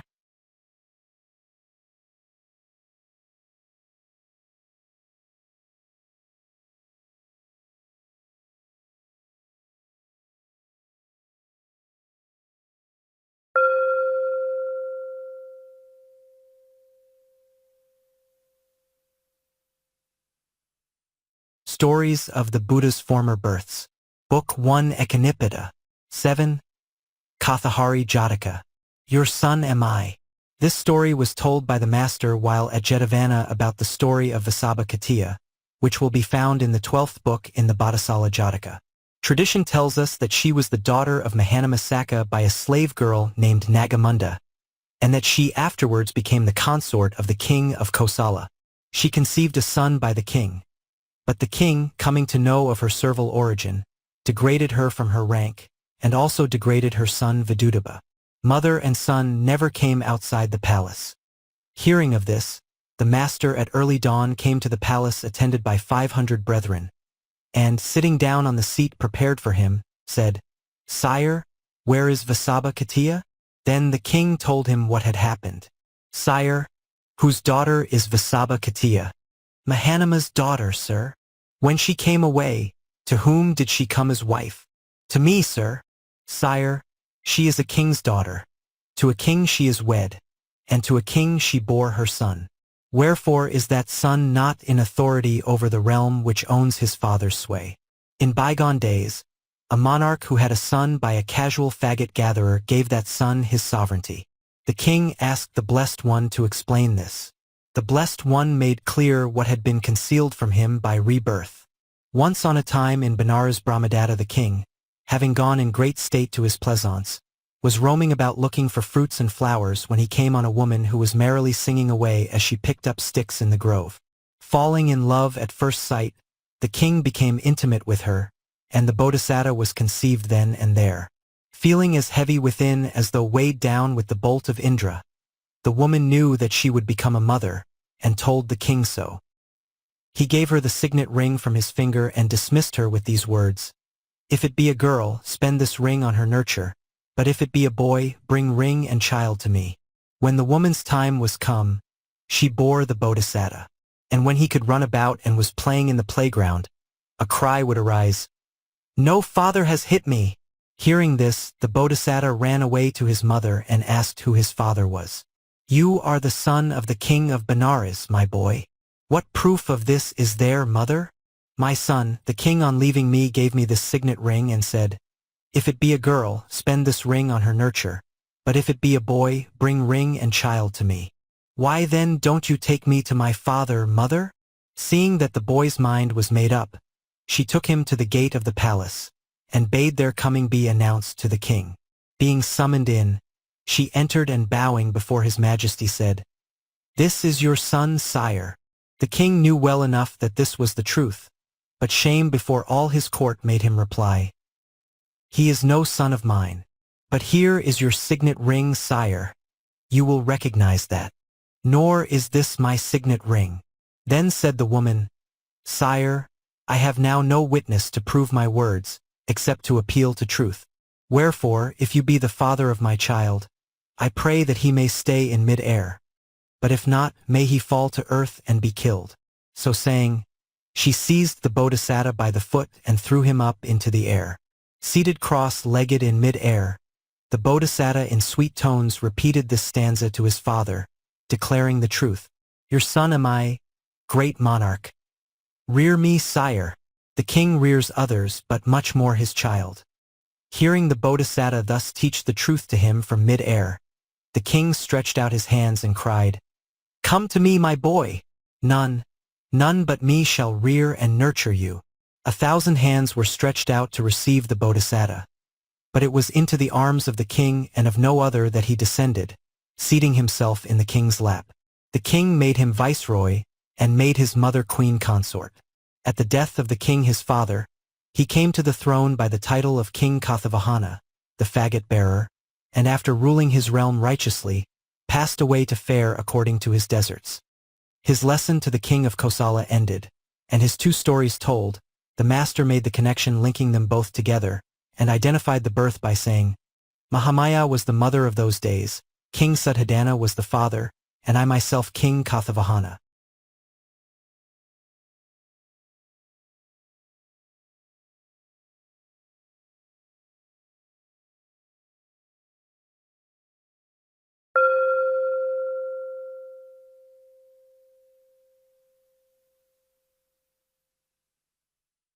Stories of the Buddha's Former Births. Book 1 Ekanipada. 8. Gamani Jātaka. Their Heart's Desire. This story was told by the master while at Jetavana about a brother who gave up persevering. In this Jātaka both the introductory story and the story of the past will be given in the 11th book in connection with the Samvara Jātaka. The incidents are the same both for that Jātaka and for this, but the stanzas are different. Abiding steadfast in the counsels of the Bodhisattva, Prince Gamani, finding himself, though the youngest of 100 brothers, surrounded by those 100 brothers as a retinue, and seated beneath the white canopy of kingship, contemplated his glory and thought, all this glory I owe to my teacher. And in his joy, he burst into this heartfelt utterance. Their heart's desire they reap, who hurry not. No, Gamani, ripe excellence is thine. 7 or 8 days after he had become king, all his brothers departed to their own homes. King Gamani, after ruling his kingdom in righteousness, passed away to fare according to his deserts. The Bodhisattva also passed away to fare according to his deserts. His lesson ended, the master preached the truths, at the close whereof the faint-hearted brother won arahatship. Having told the two stories, the master shewed the connection linking them both together, and identified the birth.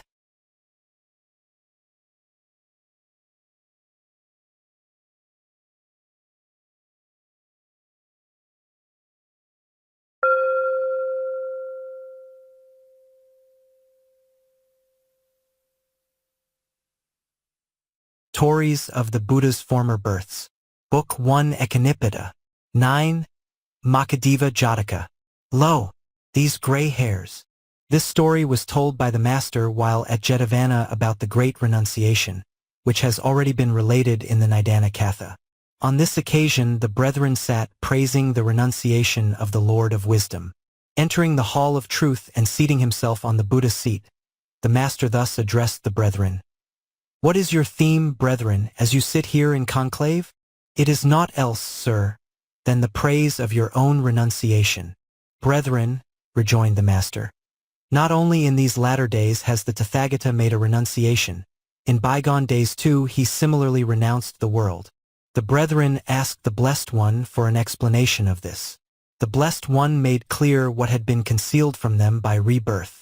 Once on a time in Mithila in the realm of Videha there was a king named Makhadeva, who was righteous and ruled righteously. For successive periods of 84,000 years, he had respectively amused himself as prince, ruled as viceroy, and reigned as king.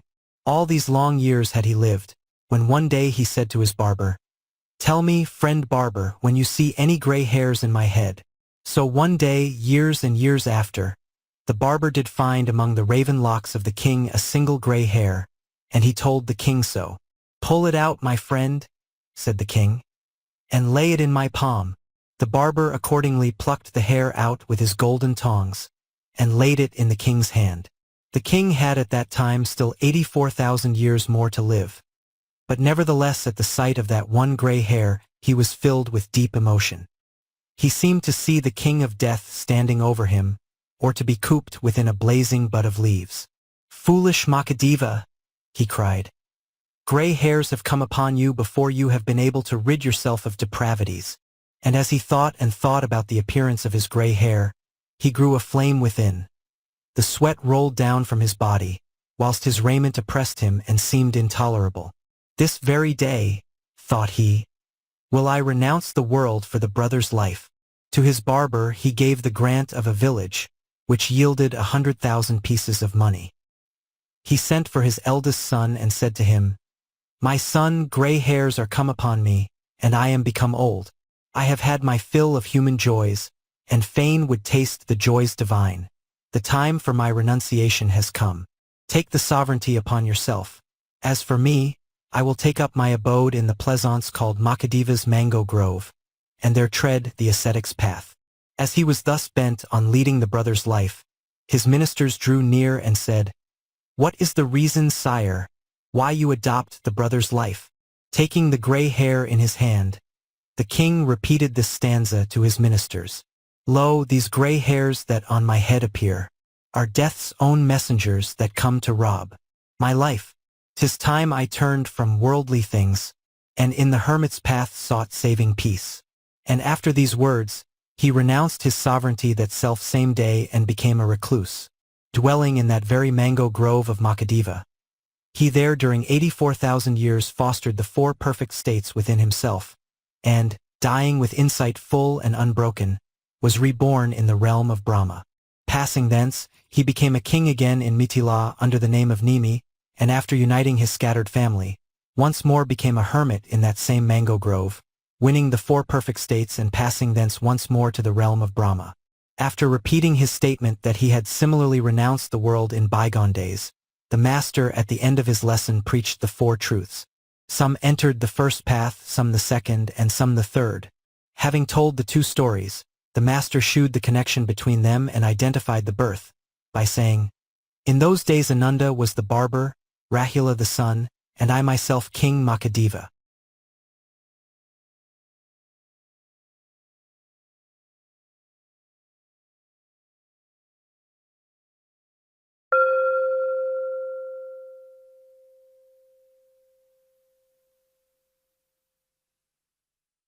Stories of the Buddha's Former Births. Book 1 Ekanipada. 10. Sukhivihari Jātaka. The Man Who Guards Not. This story was told by the master while in the Anupiya mango grove near the town of Anupiya, about the elder Badiya, the happy, who joined the brotherhood in the company of the 6 young nobles with whom was Upali. Of these the elders Badiya, Kimbila, Bagu and Upali attained to arahatship. The elder Ananda entered the first path. The elder Anuruddha gained all-seeing vision, and Devdutta obtained the power of ecstatic self-abstraction. The story of the 6 young nobles, up to the events at Anupiya, will be related in the Khandhala Jātaka. The venerable Badiya, who used in the days of his royalty to guard himself, as though he were appointed his own tutelary deity, bethought him of the state of fear in which he then lived, when he was being guarded by numerous guards, and when he used to toss about even on his royal couch in his private apartments high up in the palace. And with this he compared the absence of fear in which, now that he was an arahat, he roamed hither and thither in forests and desert places. And at the thought he burst into this heartfelt utterance, "Oh happiness! Oh happiness!" This the brethren reported to the Blessed One, saying, "The venerable Badiya is declaring the bliss he has won." "Brethren," said the Blessed One, "this is not the first time that Badiya's life has been happy. His life was no less happy in bygone days." The brethren asked the Blessed One to explain this. The Blessed One made clear what had been concealed from them by rebirth. Once on a time when Brahmadatta was reigning in Benares, the Bodhisattva was born a wealthy northern Brahmin. Realizing the evil of lusts and the blessings that flow from renouncing the world, he abjured lusts, and retiring to the Himalayas there became a hermit, and won the 8 endowments. His following waxed great, amounting to 500 ascetics. Once when the rains set in, he quitted the Himalayas, and traveling along on an alms pilgrimage with his attendant ascetics through village and town came at last to Benares, where he took up his abode in the royal pleasaunce, as the pensioner of the king's bounty. After dwelling here for the 4 rainy months, he came to the king to take his leave. But the king said to him, "You are old, reverend sir. Wherefore should you go back to the Himalayas? Send your pupils back thither, and stop here yourself." The Bodhisattva entrusted his 500 ascetics to the care of his oldest disciple, saying, "Go you with these to the Himalayas. I will stop on here." Now that oldest disciple had once been a king, but had given up a mighty kingdom to become a brother. By the due performance of the rites appertaining to concentrated thought he had mastered the 8 endowments. As he dwelt with the ascetics in the Himalayas, one day a longing came upon him to see the master, and he said to his fellows, "Live on contentedly here. I will come back as soon as I have paid my respects to the master." So away he went to the master, paid his respects to him, and greeted him lovingly. Then he lay down by the side of his master on a mat which he spread there. At this point appeared the king, who had come to the pleasaunce to see the ascetic, and with a salutation he took his seat on one side. But though he was aware of the king's presence, that oldest disciple forbore to rise, but still lay there, crying with passionate earnestness, "Oh happiness! Oh happiness!" Displeased that the ascetic, though he had seen him, had not risen, the king said to the Bodhisattva, "Reverend sir, this ascetic must have had his fill to eat, seeing that he continues to lie there so happily, exclaiming with such earnestness." "Sire," said the Bodhisattva, "of old this ascetic was a king as you are. He is thinking how in the old days when he was a layman and lived in regal pomp with many a man at arms to guard him, he never knew such happiness as now is his. It is the happiness of the brother's life, and the happiness that insight brings, which move him to this heartfelt utterance." And the Bodhisattva further repeated this stanza to teach the king the truth. "The man who guards not, nor is guarded, sire, lives happy freed from slavery to lusts." Appeased by the lesson thus taught him, the king made his salutation and returned to his palace. The disciple also took his leave of his master and returned to the Himalayas. But the Bodhisattva continued to dwell on there, and dying with insight full and unbroken, was reborn in the realm of Brahma. His lesson ended, and the two stories told, the master shewed the connection linking them both together, and identified the birth by saying, "The elder Bodhiya was the disciple of those days, and I myself the master of the company of ascetics."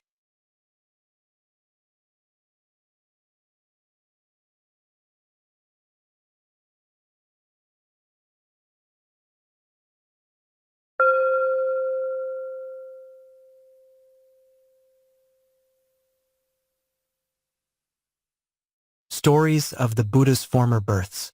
Book 1 Ekanipita. 11. Lakkhana Jātaka. The Upright Man. This story was told by the master in the bamboo grove near Rajagaha about Devdatta. The story of Devdatta will be related, up to the date of the Abhimar employment in the Kandhala Jātaka, up to the date of his dismissal from the office of treasurer in the Kalahamsa Jātaka, and up to the date of his being swallowed up by the earth in the 16th book in the Samutta Vinija Jātaka. For, on the occasion now in question, Devdatta, through failing to carry the 5 points which he had pressed for, had made a schism in the brotherhood and had gone off with 500 brethren to dwell at Gaya-Sisa.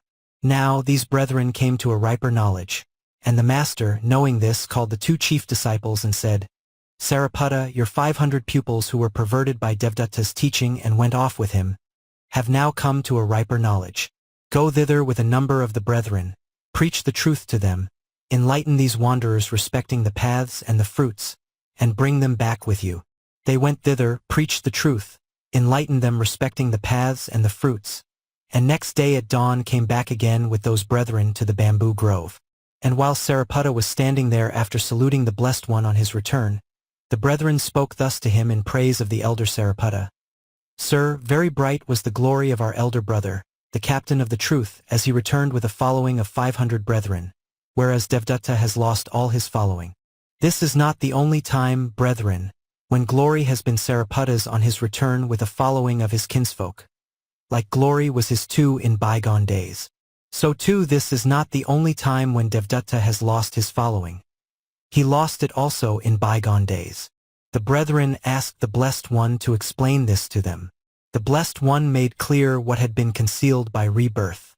Once on a time in the city of Rajagaha in the kingdom of Magadha there ruled a certain king of Magadha, in whose days the Bodhisattva came to life as a stag. Growing up, he dwelt in the forest as the leader of a herd of 1,000 deer. He had 2 young ones named Lucky and Blacky. When he grew old, he handed his charge over to his 2 sons, placing 500 deer under the care of each of them.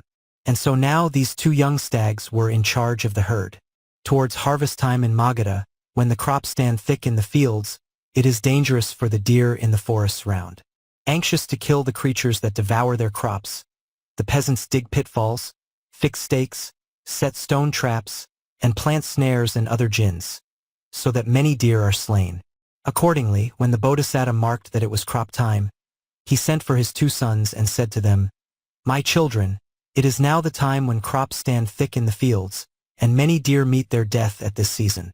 We who are old will make shift to stay in one spot, but you will retire each with your herd to the mountainous tracts in the forest and come back when the crops have been carried." "Very good," said his 2 sons, and departed with their herds as their father bade. Now the men who live along the route know quite well the times at which deer take to the hills and return thence. And lying in wait in hiding places here and there along the route, they shoot and kill numbers of them. The dullard Blackie, ignorant of the times to travel and the times to halt, kept his deer on the march early and late, both at dawn and in the gloaming, approaching the very confines of the villages. And the peasants, in ambush or in the open, destroyed numbers of his herd. Having thus by his crass folly worked the destruction of all these, it was with a very few survivors that he reached the forest. Lucky, on the other hand, being wise and astute and full of resource, never so much as approached the confines of a village. He did not travel by day, or even in the dawn or gloaming. Only in the dead of night did he move, and the result was that he reached the forest without losing a single head of his deer. For months they stayed in the forest, not leaving the hills till the crops were carried. On the homeward way Blackie, by repeating his former folly, lost the rest of his herd and returned solitary and alone, whereas Lucky had not lost one of his herd, but had brought back the whole 500 deer when he appeared before his parents. As he saw his 2 sons returning, the Bodhisattva framed this stanza in concert with the herd of deer. The upright kindly man bath his reward. Mark Lucky leading back his troop of kin, while here comes Blackie shorn of all his herd. Such was the Bodhisattva's welcome to his son, and after living to a good old age, he passed away to fare according to his deserts. At the close of his lesson, when the master had repeated that Sariputa's glory and Devdutta's loss had both had a parallel in bygone days, he shewed the connection linking the 2 stories together and identified the birth, by saying, Devdutta was the Blackie of those days. His followers were Blackie's following. Sariputta was the Lucky of those days, and his following the Buddha's followers. Rahula's mother was the mother of those days, and I myself was the father.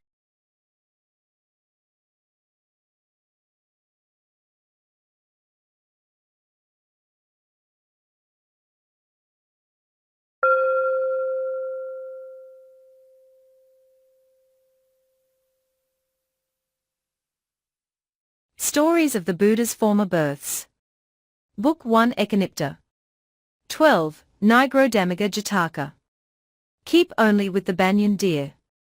This story was told by the master while at Jetavana about the mother of the elder named Prince Kassapa. The daughter, we learn, of a wealthy merchant of Rajagaha, was deeply rooted in goodness and scorned all temporal things. She had reached her final existence, and within her breast, like a lamp in a pitcher, glowed her sure hope of winning arahatship. As soon as she reached knowledge of herself, she took no joy in a worldly life, but yearned to renounce the world. With this aim, she said to her mother and father, "My dear parents, my heart takes no joy in a worldly life, fain would I embrace the saving doctrine of the Buddha. Suffer me to take the vows." "What, my dear?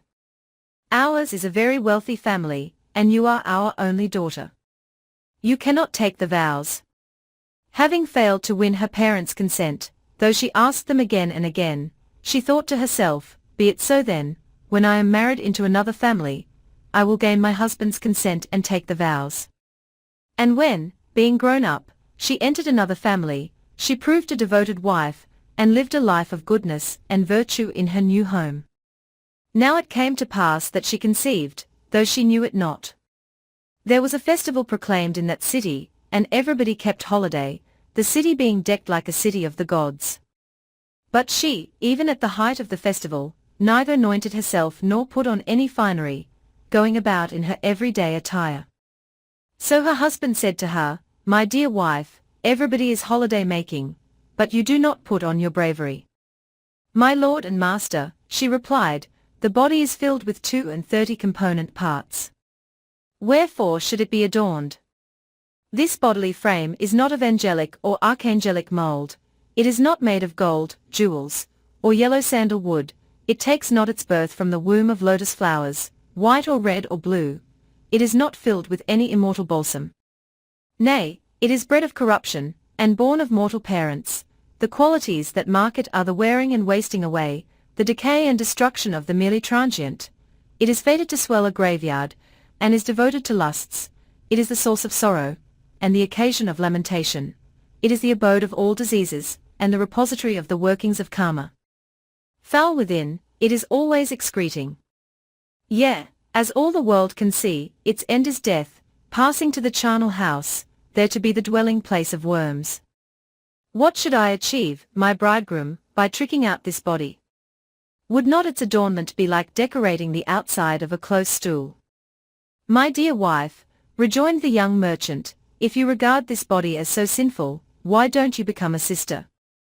If I am accepted, my husband, I will take the vows this very day. Very good, said he, I will get you admitted to the order. And after he had shown lavish bounty and hospitality to the order, he escorted her with a large following to the nunnery, and had her admitted a sister, but of the following of Devadatta. Great was her joy at the fulfillment of her desire to become a sister. As her time drew near, the sisters, noticing the change in her person, the swelling in her hands and feet and her increased size, said, Lady, you seem about to become a mother, what does it mean? I cannot tell, ladies. I only know I have led a virtuous life. So the sisters brought her before Devadatta, saying, Lord, this young gentlewoman, who was admitted a sister with the reluctant consent of her husband, has now proved to be with child, but whether this dates from before her admission to the order or not, we cannot say. What are we to do now? Not being a Buddha, and not having any charity, love or pity, Devadatta thought thus, it will be a damaging report to get abroad that one of my sisters is with child, and that I condone the offense. My course is clear, I must expel this woman from the order. Without any inquiry, starting forward as if to thrust aside a mass of stone, he said, Away, and expel this woman. Receiving this answer, they arose and with reverent salutation withdrew to their own nunnery. But the girl said to those sisters, Ladies, Devadatta the elder is not the Buddha. My vows were taken not under Devadatta, but under the Buddha, the foremost of the world. Rob me not of the vocation I won so hardly, but take me before the master at Jetavana. So they set out with her for Jetavana, and journeying over the 45 leagues thither from Rajagaha, came in due course to their destination, where with reverent salutation to the master, they laid the matter before him. Thought the master, albeit the child was conceived while she was still of the laity, yet it will give the heretics an occasion to say that the ascetic Gautama has taken a sister expelled by Devadatta. Therefore, to cut short such talk, this case must be heard in the presence of the king and his court. So on the morrow he sent for Parsanada king of Kosala, the elder and the younger Anata Pindika, the lady Visakha the great lay disciple, and other well-known personages. And in the evening when the 4 classes of the faithful were all assembled, brothers, sisters, and lay disciples, both male and female, he said to the elder Upali, Go, and clear up this matter of the young sister in the presence of the 4 classes of my disciples. It shall be done, Reverend Sir, said the elder, and forth to the assembly he went, and there, seating himself in his place, he called up Visakha the lay disciple in sight of the king, and placed the conduct of the enquiry in her hands, saying, First ascertain the precise day of the precise month on which this girl joined the order, Visakha, and thence compute whether she conceived before or since that date. Accordingly the lady had a curtain put up as a screen, behind which she retired with the girl. Spectatus manibus, pedibus, umbilico, ipso venter puelli, the lady found, on comparing the days and months, that the conception had taken place before the girl had become a sister. This she reported to the elder, who proclaimed the sister innocent before all the assembly. And she, now that her innocence was established, reverently saluted the order and the mater, and with the sisters returned to her own nunnery. When her time was come, she bore the son strong in spirit, for whom she had prayed at the feet of the Buddha Pajamatra ages ago. One day, when the king was passing by the nunnery, he heard the cry of an infant and asked his courtiers what it meant. They, knowing the facts, told his majesty that the cry came from the child to which the young sister had given birth. Sirs, said the king, the care of children is a clog on sisters in their religious life, let us take charge of him. So the infant was handed over by the king's command to the ladies of his family, and brought up as a prince. When the day came for him to be named, he was called Kasapa, but was known as Prince Kasapa, because he was brought up like a prince. At the age of 7 he was admitted a novice under the master, and a full brother when he was old enough. As time went on, he waxed famous among the expounders of the truth. So the master gave him precedence, saying, Brethren, the first in eloquence among my disciples is Prince Kasapa. Afterwards, by virtue of the Vamika Sutta, he won arahatship. So too his mother, the sister, grew to clear vision and won the supreme fruit. Prince Kasapa the elder shone in the faith of the Buddha even as the full moon in the mid-heaven. Now one day in the afternoon, when the Tathagata, on return from his alms round had addressed the brethren, he passed into his perfumed chamber. At the close of his address the brethren spent the daytime either in their night quarters or in their day quarters till it was evening, when they assembled in the hall of truth and spoke as follows, Brethren, Devadatta, because he was not a Buddha, and because he had no charity, love or pity, was nigh being the ruin of the elder Prince Kasapa and his reverend mother. But the all-enlightened Buddha, being the Lord of truth and being perfect in charity, love and pity, has proved their salvation. And as they sat there telling the praises of the Buddha, he entered the hall with all the grace of a Buddha, and asked, as he took his seat, what they were talking of as they sat together. Of your own virtues, sir, said they, and told him all. This is not the first time, brethren, said he, that the Tathagata has proved the salvation and refuge of these two, he was the same to them in the past also. Then, on the brethren asking him to explain this to them, he revealed what rebirth had hidden from them. Once on a time, when Brahmadatta was reigning in Benares, the Bodhisattva was born a deer. At his birth he was golden of hue, his eyes were like round jewels, the sheen of his horns was as of silver, his mouth was red as a bunch of scarlet cloth, his 4 hoofs were as though lacquered, his tail was like the yak's, and he was as big as a young foal.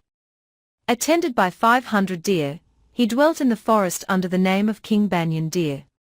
And hard by him dwelt another deer also with an attendant herd of 500 deer, who was named Branch Deer, and was as golden of hue as the Bodhisattva. In those days the king of Benares was passionately fond of hunting, and always had meat at every meal. Every day he mustered the whole of his subjects, townsfolk and countryfolk alike, to the detriment of their business, and went hunting.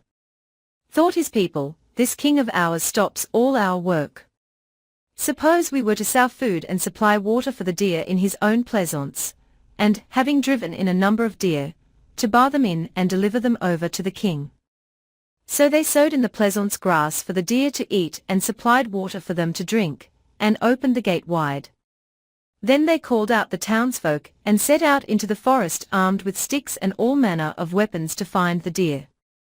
They surrounded about a league of forest in order to catch the deer within their circle, and in so doing surrounded the haunt of the banyan and branch deer.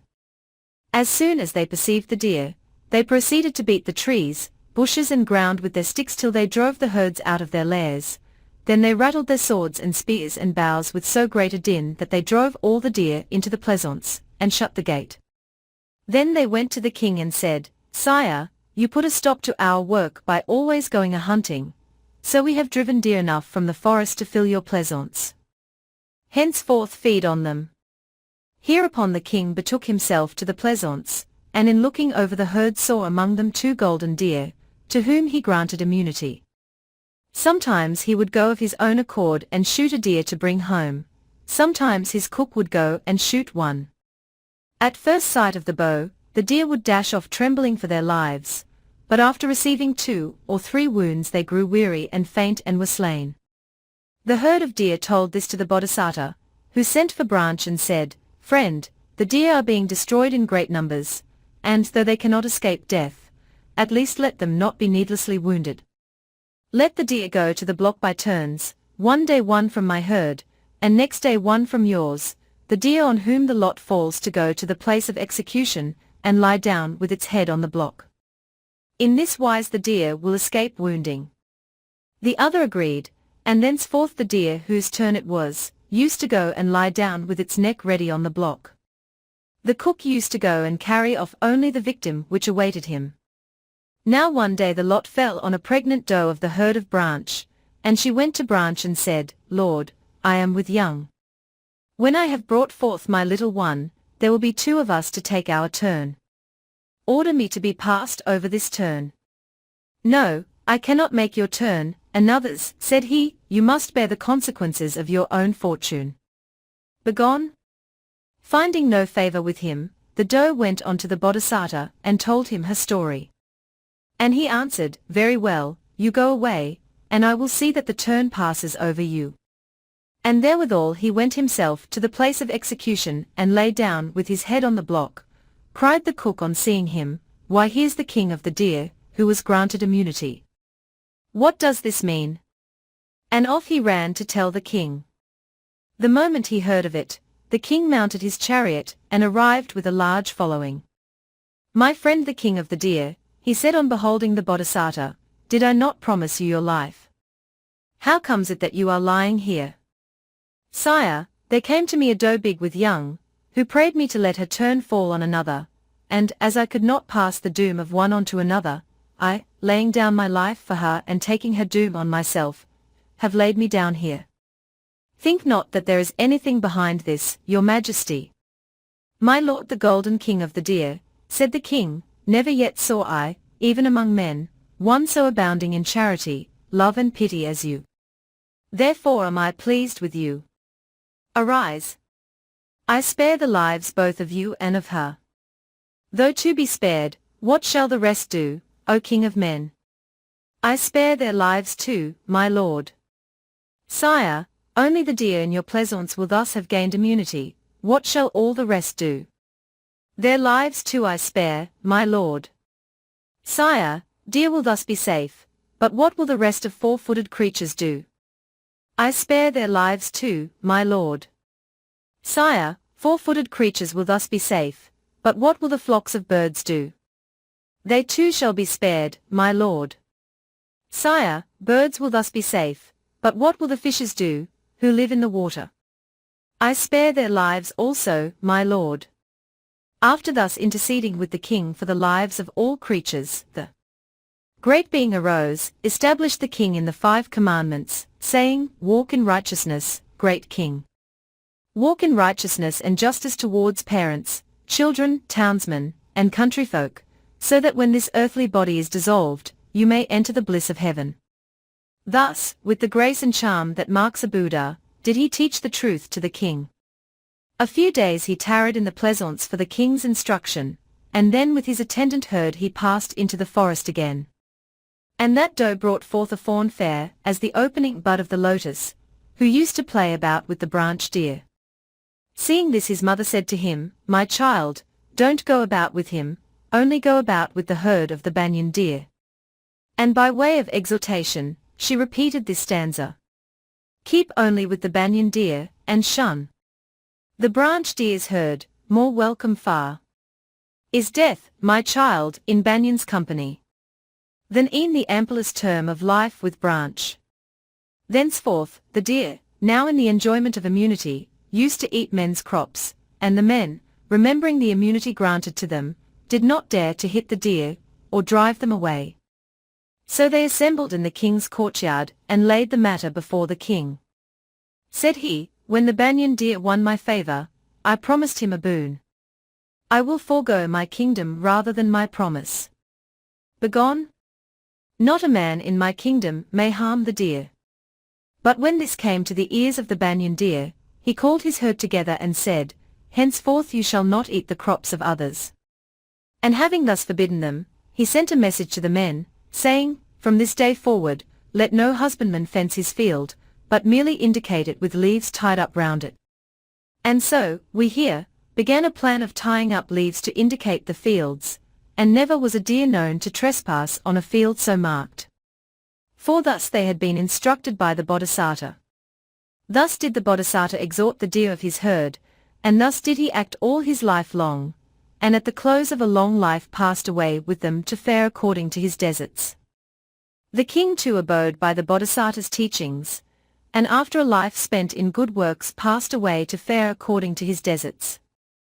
At the close of this lesson, when the master had repeated that, as now, so in bygone days also he had been the salvation of the pair, he preached the four truths. He then showed the connection, linking together the two stories he had told, and identified the birth by saying, Devadatta was the branch deer of those days, and his followers were that deer's herd, the nun was the doe, and Prince Kasapa was her offspring. Ananda was the king, and I myself was King Banyan Deer.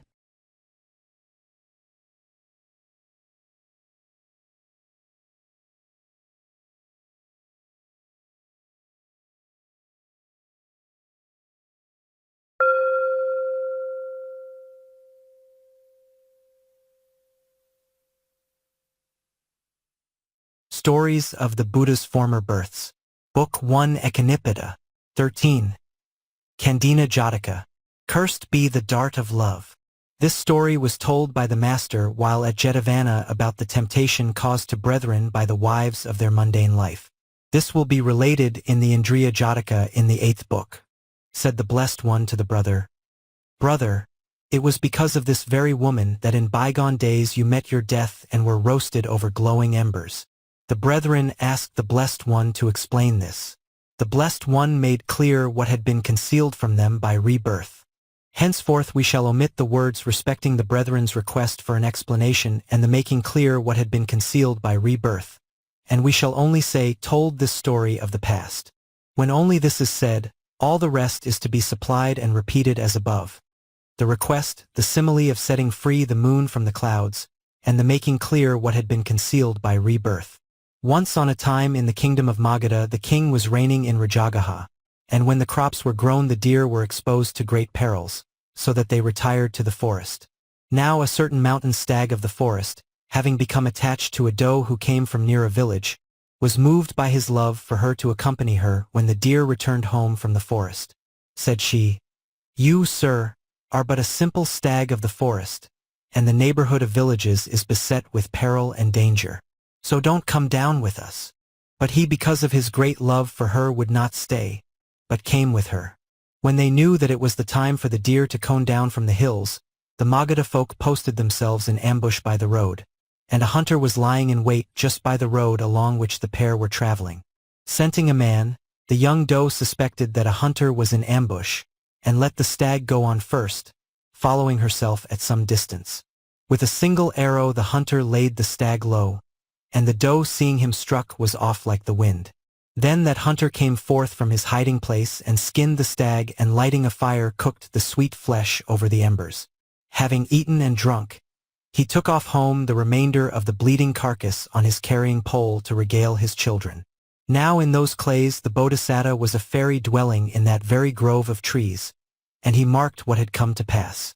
'Twas not father or mother, but passion alone that destroyed this foolish deer.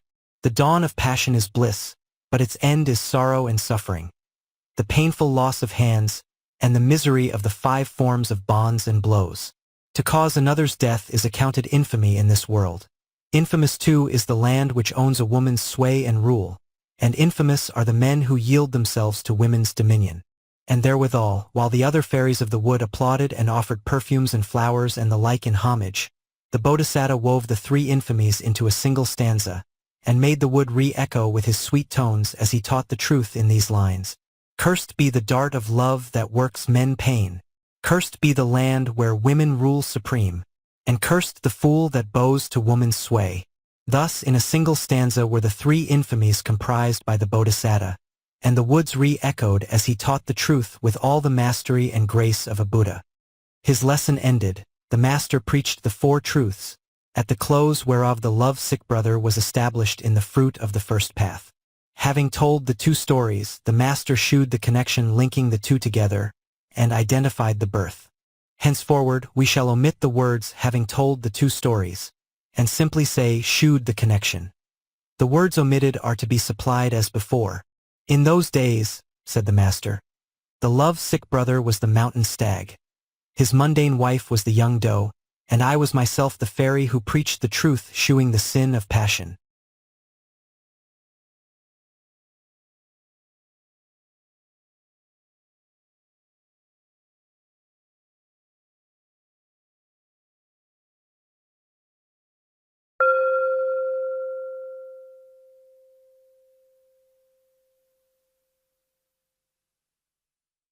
Stories of the Buddha's Former Births. Book 1 Ekanipada. 14. Vedamaiga Jātaka. There's nothing worse. This story was told by the master while at Jetavana, about the elder Tissa, called direct alms the less. Tradition says that, while the master was dwelling at the bamboo grove near Rajagaha, the scion of a wealthy house, Prince Tissa by name, coming one day to the bamboo grove, and there hearing a discourse from the master, wished to join the brotherhood, but being refused because his parents would not give their consent, obtained their consent by following Rathapala's example, and refusing food for 7 days, and finally took the vows with the master.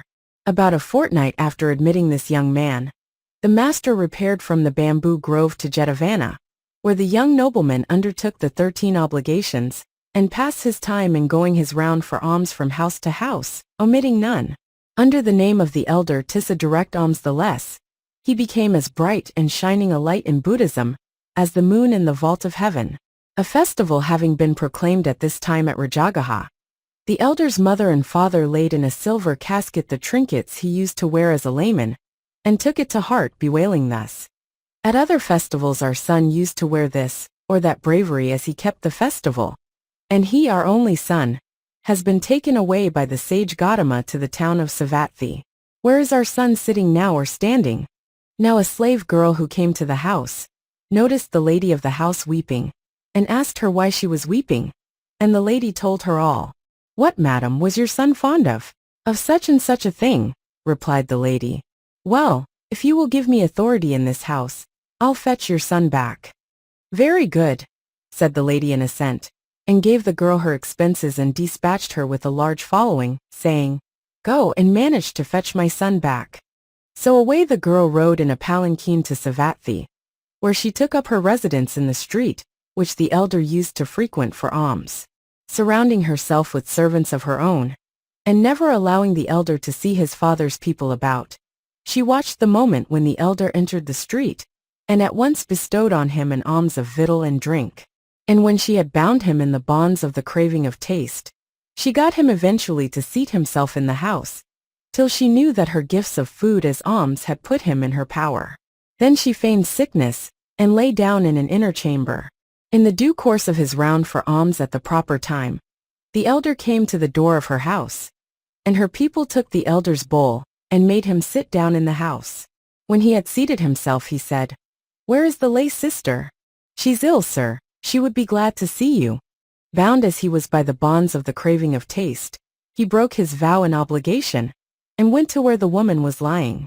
Then she told him the reason of her coming, and so wrought on him that, all because of his being bound by the bonds of the craving of taste, she made him forsake the brotherhood. When he was in her power, she put him in the palanquin, and came back with a large following to Rajagaha again. All this was noised abroad. Sitting in the hall of truth, the brethren discussed the matter, saying, Sirs, it is reported that a slave girl has bound in the bonds of the craving of taste, and has carried off the elder Tissa the less called direct alms. Entering the hall the master sat down on his jeweled seat, and said, What, brethren, is the subject of discussion in this conclave? They told him the incident. Brethren, said he, this is not the first time that, in bondage to the craving of taste, he has fallen into her power. In bygone days too he fell into her power in like manner. And so saying he told this story of the past. Once on a time when Brahmadatta was reigning in Benares, he had a gardener named Sanjaya. Now there came into the king's pleasance a wind antelope, which fled away at the sight of Sanjaya. But the latter let it go without terrifying the timid creature. After several visits the antelope used to roam about in the pleasance. Now the gardener was in the habit of gathering flowers and fruits, and taking them day by day to the king. Said the king to him one day, Have you noticed anything strange, friend gardener, in the pleasance? Only, sir, that a wind antelope has come about the grounds. Could you catch it, do you think? Oh yes, if I had a little honey, I'd bring it right into your majesty's palace. The king ordered the honey to be given to the man, and he went off with it to the pleasance, where he first anointed with the honey the grass at the spots frequented by the antelope, and then hid himself. When the antelope came and tasted the honeyed grass, it was so snared by the lust of taste, that it would go nowhere else, but only to the pleasance.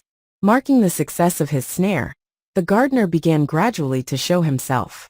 The appearance of the man made the antelope take to flight for the first day or two, but growing familiar with the sight of him, it gathered confidence and gradually came to eat grass from the man's hand. He, noting that the creature's confidence had been won, first strewed the path as thick as a carpet with broken boughs.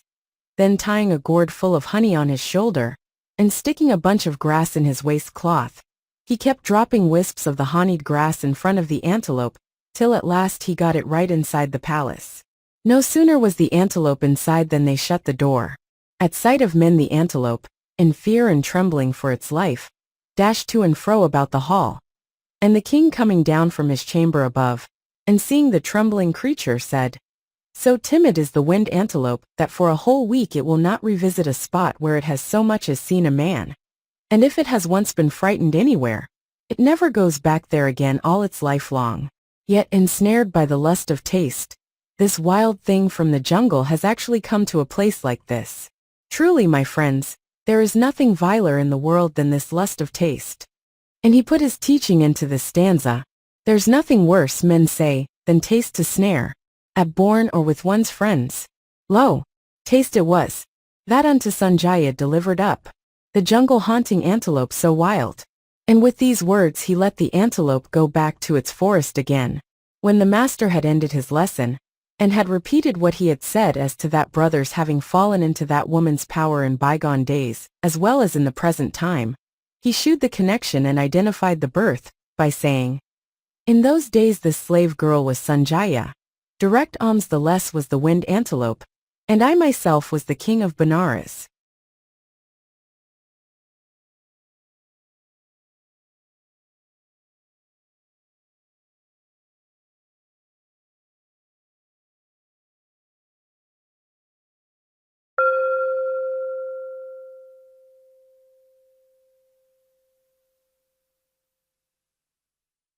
Stories of the Buddha's Former Births. Book 1 Echinipita. 15. Kharadiya Jātaka. For when a deer. This story was told by the master while at Jetavana about an unruly brother. Tradition says that this brother was unruly and would not heed admonition.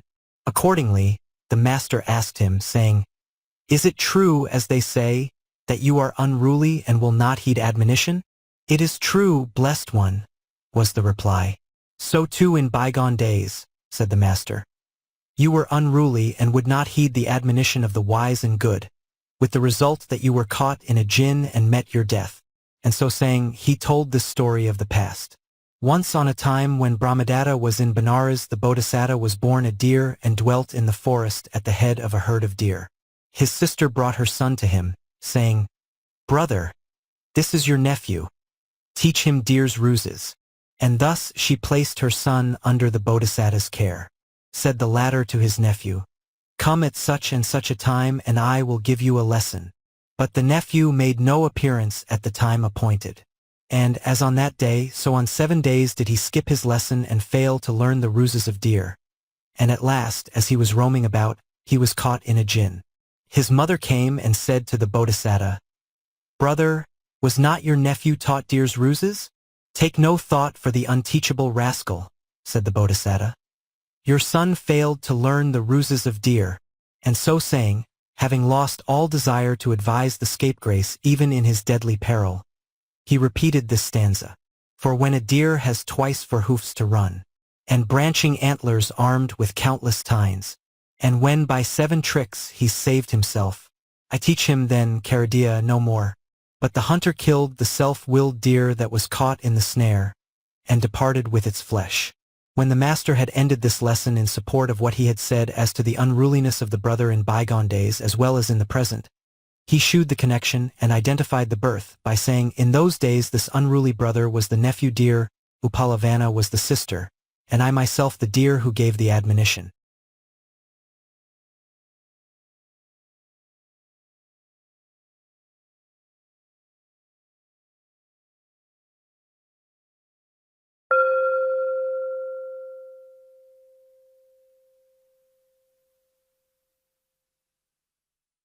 Stories of the Buddha's Former Births. Book 1 Echinipita. 16. Tipalathamiga Jātaka. In all three postures. This story was told by the master, while dwelling do the Badarika monastery in Kosambi, about the elder Rahula, whose heart was set on observing the rules of the brotherhood. Once when the master was dwelling in the Agalava temple hard by the town of Alavi, many female lay disciples and sisters used to flock thither to hear the truth preached. The preaching was in the daytime, but as time wore on, the women did not attend, and there were only brethren and men disciples present. Then the preaching took place in the evening, and at the close the elder brethren retired each to his own chamber. But the younger ones with the lay disciples lay down to rest in the service hall. When they fell asleep, loud was the snoring and snorting and gnashing of teeth as they lay. After a short slumber some got up, and reported to the Blessed One the impropriety which they had witnessed. Said he, "If a brother sleeps in the company of novices, it is a pasitiya offense, requiring confession and absolution." And after delivering this precept he went away to Kosambi. Thereon the brethren said to the Reverend Rahula, "Sir, the Blessed One has laid down this precept, and now you will please find quarters of your own."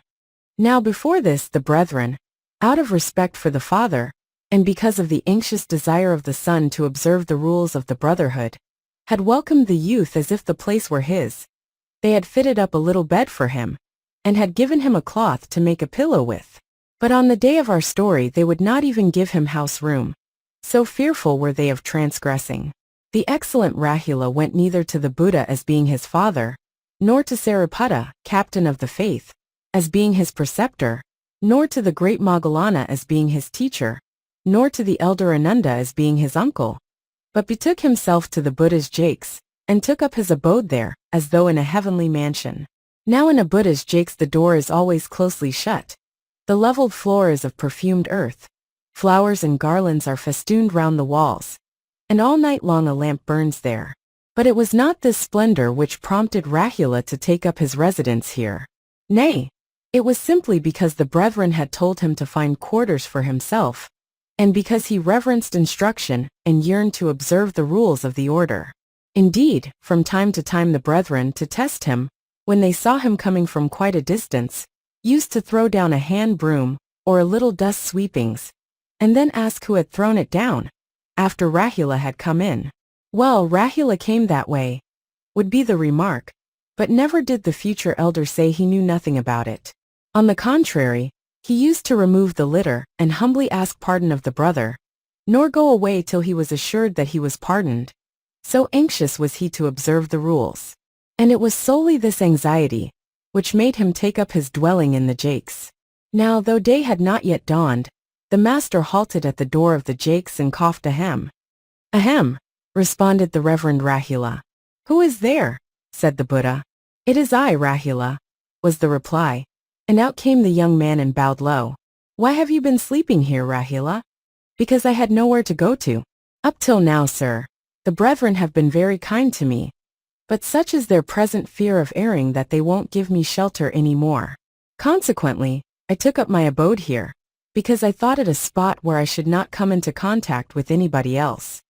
Then thought the master to himself, "If they treat even Rahula like this, what will they not do to other youths whom they admit to the order?" And his heart was moved within him for the truth. So, at an early hour he had the brethren assembled, and questioned the captain of the faith thus, "I suppose you at all events, Sariputta, know where Rahula is now quartered?" "No, sir, I do not." "Sariputta, Rahula was living this day in the jakes." "Sariputta, if you treat Rahula like this, what will not be your treatment of other youths whom you admit to the order? Such treatment will not retain those who join us. In future, keep your novices in your own quarters for a day or two, and only on the third day let them lodge out, taking care to acquaint yourself with their lodging." With this rider, the master laid down the precept. Gathering together in the hall of truth, the brethren spoke of the goodness of Rahula. "See, sirs, how anxious was Rahula to observe the rules. When told to find his own lodging he did not say, 'I am the son of the Buddha. What have you to do with quarters? You turn out.' No, not a single brother did he oust, but quartered himself in the jakes." As they were talking thus, the master came to the hall, and took his seat on his throne of state, saying, What is the subject of your talk, brethren? Sir, was the reply, we were talking of the anxiety of Rahula to keep the rules, nothing else. Then said the master, this anxiety Rahula has shown not only now, but also in the past, when he had been born an animal. And so saying he told this story of the past. Once on a time a certain king of Magadha was reigning in Rajagaha. And in those days the Bodhisattva, having been born a stag, was living in the forest at the head of a herd of deer. Now his sister brought her son to him, saying, Brother, teach your nephew here the ruses of deer. Certainly, said the Bodhisattva. Go away now, my boy, and come back at such and such a time to be taught. Punctually at the time his uncle mentioned, the young stag was there and received instruction in the ruses of deer. One day as he was ranging the woods he was caught in a snare and uttered the plaintive cry of a captive. Away fled the herd, and told the mother of her son's capture. She came to her brother, and asked him whether his nephew had been taught the ruses of deer. Fear not, your son is not at fault, said the Bodhisattva. He has learnt thoroughly deer's ruses, and will come back straightway to your great rejoicing. And so saying he repeated this stanza, in all three postures on his back or sides. Your son is versed, he's trained to use 8 hoofs, and save at midnight never slakes his thirst. As he lies couched on earth he lifeless seems, and only with his under nostril breathes. 6 tricks my nephew knows to cheat his foes. Thus did the Bodhisattva console his sister, by shewing her how thoroughly her son had mastered the ruses of deer. Meantime the young stag on being caught in the snare did not struggle, but lay down at full length on his side, with his legs stretched out taut and rigid. He pawed up the ground round his hoofs so as to shower the grass and earth about, relieved nature, let his head fall, lolled out his tongue, beslavered his body all over, swelled himself out by drawing in the wind, turned up his eyes, breathed only with the lower nostril, holding his breath with the upper one, and made himself generally so rigid and so stiff as to look like a corpse. Even the blue bottles swarmed round him, and here and there crows settled. The hunter came up and smacked the stag on the belly with his hand, remarking, he must have been caught early this morning. He's going bad already. So saying, the man loosed the stag from his bonds, saying to himself, I'll cut him up here where he lies, and take the flesh home with me. But as the man guilelessly set to work to gather sticks and leaves, to make a fire with, the young stag rose to his feet, shook himself, stretched out his neck, and like a little cloud scudding before a mighty wind, sped swiftly back to his mother. After repeating what he had said as to Rahula's having shown no less anxiety in time past to keep rules than in the present, the master made the connection and identified the birth by saying, Rahula was the young stag of those days, Upalavana his mother, and I the stag his uncle.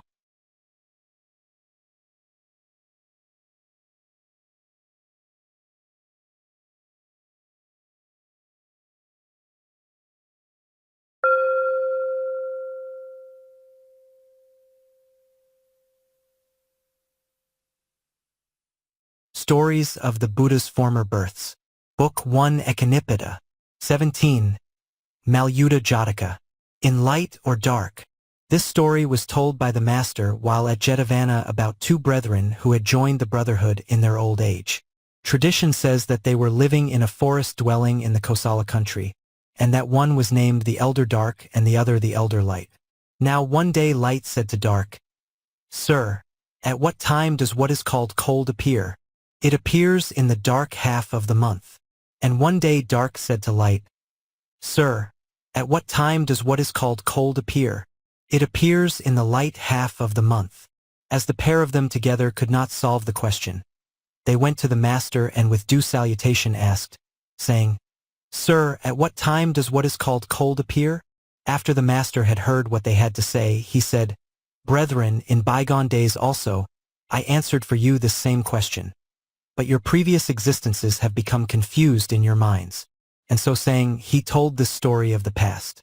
Once on a time at the foot of a certain mountain there were living together in one and the same cave 2 friends, a lion and a tiger. The Bodhisattva too was living at the foot of the same hill as a hermit. Now one day a dispute arose between the 2 friends about the cold. The tiger said it was cold in the dark half of the month, whilst the lion maintained that it was cold in the light half. As the two of them together could not settle the question, they put it to the Bodhisattva. He repeated this stanza. In light or dark half, whensoe'er the wind doth blow, 'tis cold, for cold is caused by wind. And therefore I decide you both are right. Thus did the Bodhisattva make peace between those friends. When the master had ended his lesson in support of what he had said as to his having answered the same question in bygone days, he preached the four truths, at the close whereof both of the elders won the fruit of the first path. The master shewed the connection and identified the birth, by saying, Dark was the tiger of those days, light the lion, and I myself the ascetic who answered the question.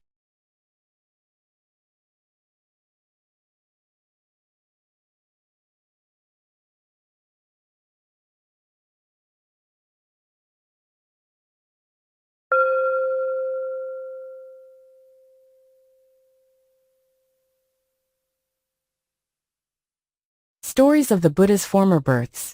Book 1 Echinipita, 18 Makhadeva Jātaka. If folk but knew. This story was told by the master while at Jetavana about feasts for the dead. For at this time the folk were putting to death goats, sheep and other animals, and offering them up as what is called a feast for the dead, for the sake of their departed kinsmen. Finding them thus engaged, the brethren asked the master, saying, Just now, sir, the folk are taking the lives of many living creatures, and offering them up as what is called a feast for the dead. Can it be, sir, that there is any good in this? No, brethren, replied the master. Not even when life is taken with the object of providing a feast for the dead, does any good arise therefrom. In bygone days the wise, preaching the truth from mid-air, and shewing the evil consequences of the practice, made the whole continent renounce it. But now, when their previous existences have become confused in their minds, the practice has sprung up afresh. And so saying, he told this story of the past. Once on a time when Brahmadatta was reigning in Benares, a Brahmin, who was versed in the 3 Vedas and world-famed as a teacher, being minded to offer a feast for the dead, had a goat fetched and said to his pupils, My sons, take this goat down to the river and bathe it. Then hang a garland round its neck, give it a pottle of grain to eat, groom it a bit, and bring it back. Very good, said they, and down to the river they took the goat, where they bathed and groomed the creature, and set it on the bank. The goat, becoming conscious of the deeds of its past lives, was overjoyed at the thought that on this very day it would be freed from all its misery, and laughed aloud like the smashing of a pot. Then at the thought that the Brahmin by slaying it would bear the misery which it had borne, the goat felt a great compassion for the Brahmin, and wept with a loud voice. Friend goat, said the young Brahmins, your voice has been loud both in laughter and in weeping. What made you laugh and what made you weep? Ask me your question before your master. So with the goat they came to their master, and told him of the matter. After hearing their story, the master asked the goat why it laughed and why it wept. Hereupon the animal, recalling its past deeds by its power of remembering its former existences, spoke thus to the Brahmin. In times past, Brahmin, I, like you, was a Brahmin versed in the mystic texts of the Vedas, and I, to offer a feast for the dead, killed a goat for my offering. All through killing that single goat, I have had my head cut off 500 times, all but one. This is my 500th and last birth. And I laughed aloud when I thought that this very day I should be freed from my misery. On the other hand, I wept when I thought how whilst I, who for killing a goat had been doomed to lose my head 500 times, was today being freed from my misery, you, as a penalty for killing me, would be doomed to lose your head, like me 500 times. Thus it was out of compassion for you that I wept. Fear not, goat, said the Brahmin. I will not kill you. What is this you say, Brahmin? Said the goat. Whether you kill me or not, I cannot escape death today. Fear not, goat. I will go about with you to guard you. Weak is your protection, Brahmin, and strong is the force of my evil doing. Setting the goat at liberty, the Brahmin said to his disciples, Let us not allow anyone to kill this goat. And accompanied by the young men, he followed the animal closely about. The moment the goat was set free, it reached out its neck to browse on the leaves of a bush growing near the top of a rock. And that very instant a thunderbolt struck the rock, rending off a mass which hit the goat on the outstretched neck, and tore off its head. And people came crowding round. In those days the Bodhisattva, had been born a tree fairy in that selfsame spot. By his supernatural powers he now seated himself cross-legged in mid-air, while all the crowd looked on, thinking to himself, if these creatures only knew the fruit of evil doing, perhaps they would desist from killing. In his sweet voice he taught them the truth in this stanza. If folk but knew the penalty would be birth unto sorrow, living things would cease from taking life. Stern is the slayer's doom. Thus did the great being preach the truth, scaring his hearers with the fear of hell. And the people hearing him were so terrified at the fear of hell that they left off taking life. And the Bodhisattva, after establishing the multitude in the commandments by preaching the truth to them, passed away to fare according to his deserts. The people, too, remained steadfast in the teaching of the Bodhisattva, and spent their lives in charity and other good works, so that in the end they thronged the city of the Devas. His lesson ended, the master shewed the connection, and identified the birth by saying, in those days I was the tree fairy.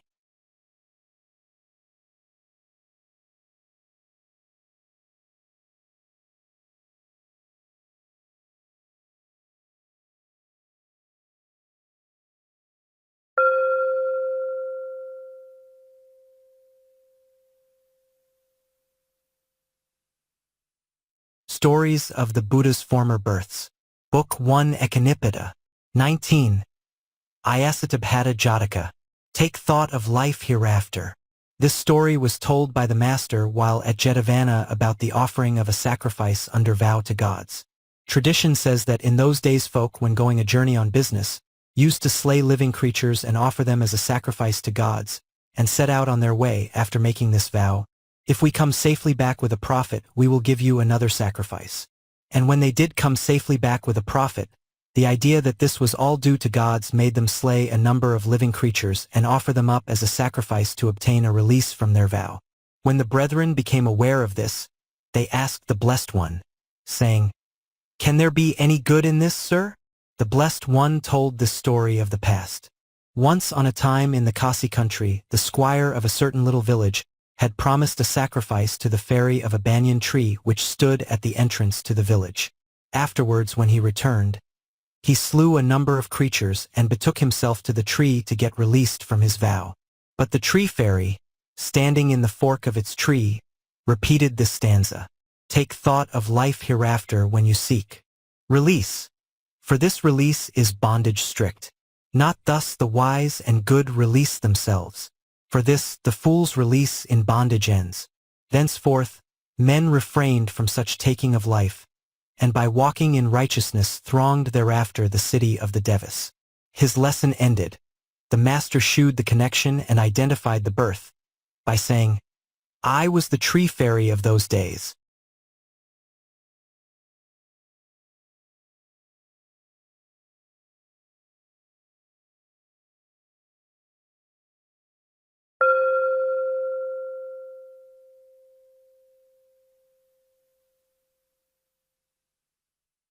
Stories of the Buddha's Former Births.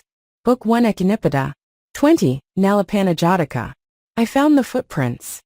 This story was told by the master whilst journeying on an alms pilgrimage through Kosala.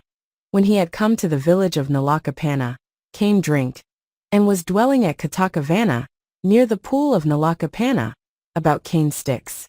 In those days the brethren, after bathing in the pool of Nalakapana, made the novices get them cane sticks for needle cases, but finding them hollow throughout, went to the master and said, Sir, we had cane sticks got in order to provide needle cases, and from top to bottom they are quite hollow.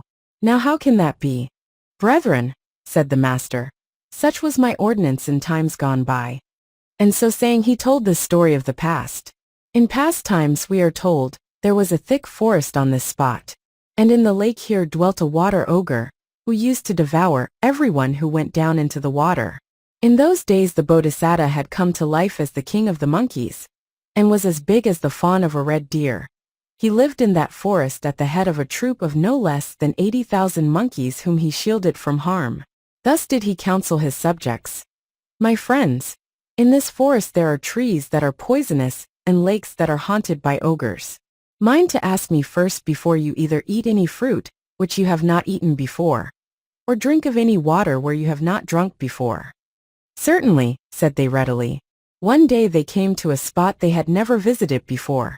As they were searching for water to drink after their day's wanderings, they came on this lake. But they did not drink. On the contrary, they sat down watching for the coming of the Bodhisattva. When he came up, he said, "Well, my friends, why don't you drink? We waited for you to come." "Quite right, my friends," said the Bodhisattva. Then he made a circuit of the lake and scrutinized the footprints round, with the result that he found that all the footsteps led down into the water, and none came up again.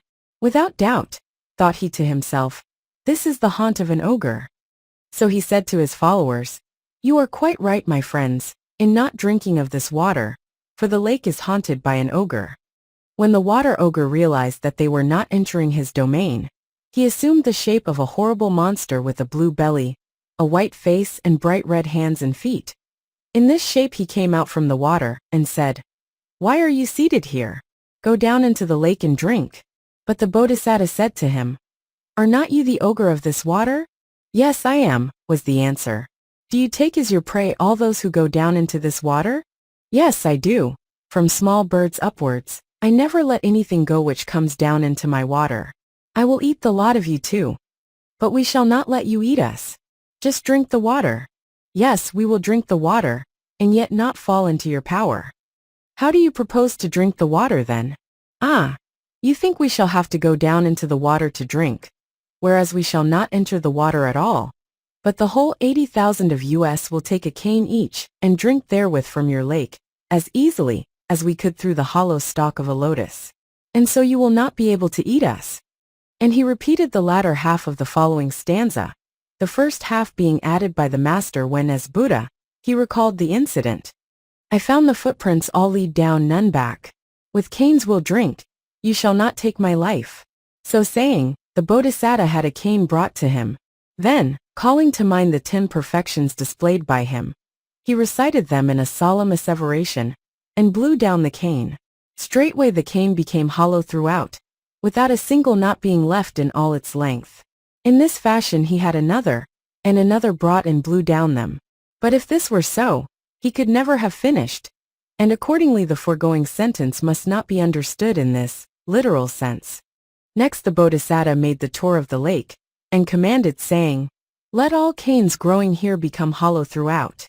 Now, thanks to the great virtues of the saving goodness of Bodhisattvas, their commands are always fulfilled, and thenceforth every single cane that grew round that lake became hollow throughout. In this kappa, or era, there are 4 miracles which endure through the whole era. What are the 4? Well, they are, first, the sign of the hare in the moon, which will last through the whole era. Secondly, the spot where the fire was put out as told in the Jātaka, which shall remain untouched by fire throughout the era. Thirdly, on the site of Godakara's house no rain shall ever fall while this era lasts. And lastly, the canes that grow round this lake shall be hollow throughout during the whole of the era.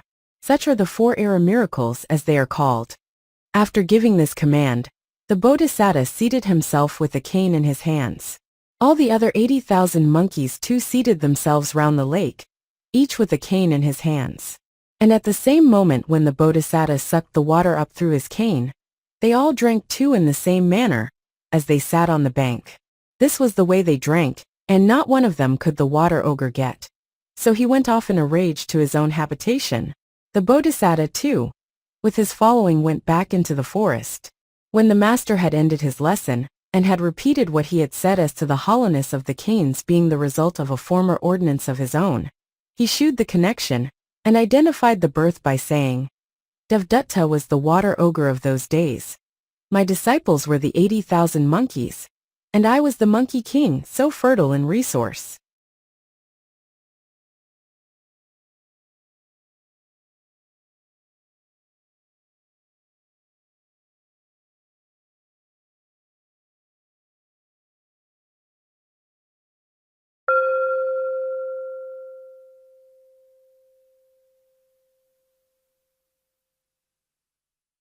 Stories of the Buddha's Former Births. Book 1 Ekanipita. 21. Kurunga Jātaka. The Antelope Knows Well. This story was told by the master while at the bamboo grove about Devdutta. For once when the brethren were gathered together in the hall of truth, they sat talking reproachfully of Devdatta, saying, Sirs, with a view to destroy the Buddha, Devdatta hired bowmen, hurled down a rock, and let loose the elephant Dana Palaka. In every way he goes about to slay the Lord of Wisdom. Entering and seating himself on the seat prepared for him, the master asked, saying, Sirs, what is the theme you are discussing here in conclave? Sir, was the reply. We were discussing the wickedness of Devdatta, saying that he was always going about to slay you, said the master. It is not only in these present days, brethren, that Devdatta goes about seeking to slay me. He went about with the like intent in bygone days also, but was unable to slay me. And so saying, he told this story of the past. Once on a time when Brahmadatta was reigning in Benares, the Bodhisattva came to life as an antelope and used to live on fruits in his haunts in the forest. At one period he was subsisting on the fruit of a sapani tree, and there was a village hunter whose method was to build a platform in trees at the foot of which he found the track of deer, and to watch aloft for their coming to eat the fruits of the trees. When the deer came, he brought them down with a javelin, and sold the flesh for a living. This hunter one day marked the tracks of the Bodhisattva at the foot of the tree, and made himself a platform up in the boughs. Having breakfasted early, he went with his javelin into the forest and seated himself on his platform. The Bodhisattva, too, came abroad early to eat the fruit of that tree, but he was not in too great a hurry to approach it. For, thought he to himself, sometimes these platform-building hunters build themselves platforms in the boughs. Can it be that this cell have happened here? And he halted some way off to reconnoiter. Finding that the Bodhisattva did not approach, the hunter, still seated aloft on his platform, threw fruit down in front of the antelope. Said the latter to himself, Here's the fruit coming to meet me. I wonder if there is a hunter up there. So he looked and looked, till he caught sight of the hunter in the tree. But, feigning not to have seen the man, he shouted, My worthy tree, hitherto you have been in the habit of letting your fruit fall straight to the ground like a pendant creeper, but today you have ceased to act like a tree. And therefore, as you have ceased to behave as becomes a tree, I too must change, and look for food beneath another tree. And so saying, he repeated this stanza. The antelope knows well the fruit you drop. I like it not. Some other tree I'll seek. Then the hunter from his platform hurled his javelin at the Bodhisattva, crying, Begone! I've missed you this time. Wheeling round, the Bodhisattva halted and said, You may have missed me, my good man. But depend upon it, you have not missed the reward of your conduct, namely, the 8 large and the 16 lesser hells and all the 5 forms of bonds and torture. With these words the antelope bounded off on its way, and the hunter, too, climbed down and went his way. When the master had ended this discourse and had repeated what he had said about Devdatta's going about to slay him in bygone days also, he showed the connection and identified the birth, by saying, Devdatta was the platform hunter of those days, and I myself the antelope.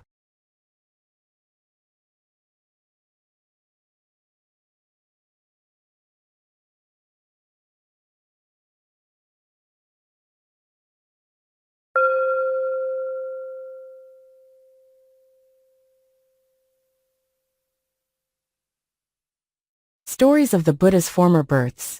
Book 1 Echinipita. 22 Jātaka. The Dogs That in the Royal Palace Grow. This story was told by the master while at Jetavana, about acting for the good of kinsfolk, as will be related in the 12th book in the Bodhisala Jātaka. It was to drive home that lesson that he told this story of the past. Once on a time when Brahmadatta was reigning in Benares, the result of a past act of the Bodhisattva was that he came to life as a dog, and dwelt in a great cemetery at the head of several hundred dogs.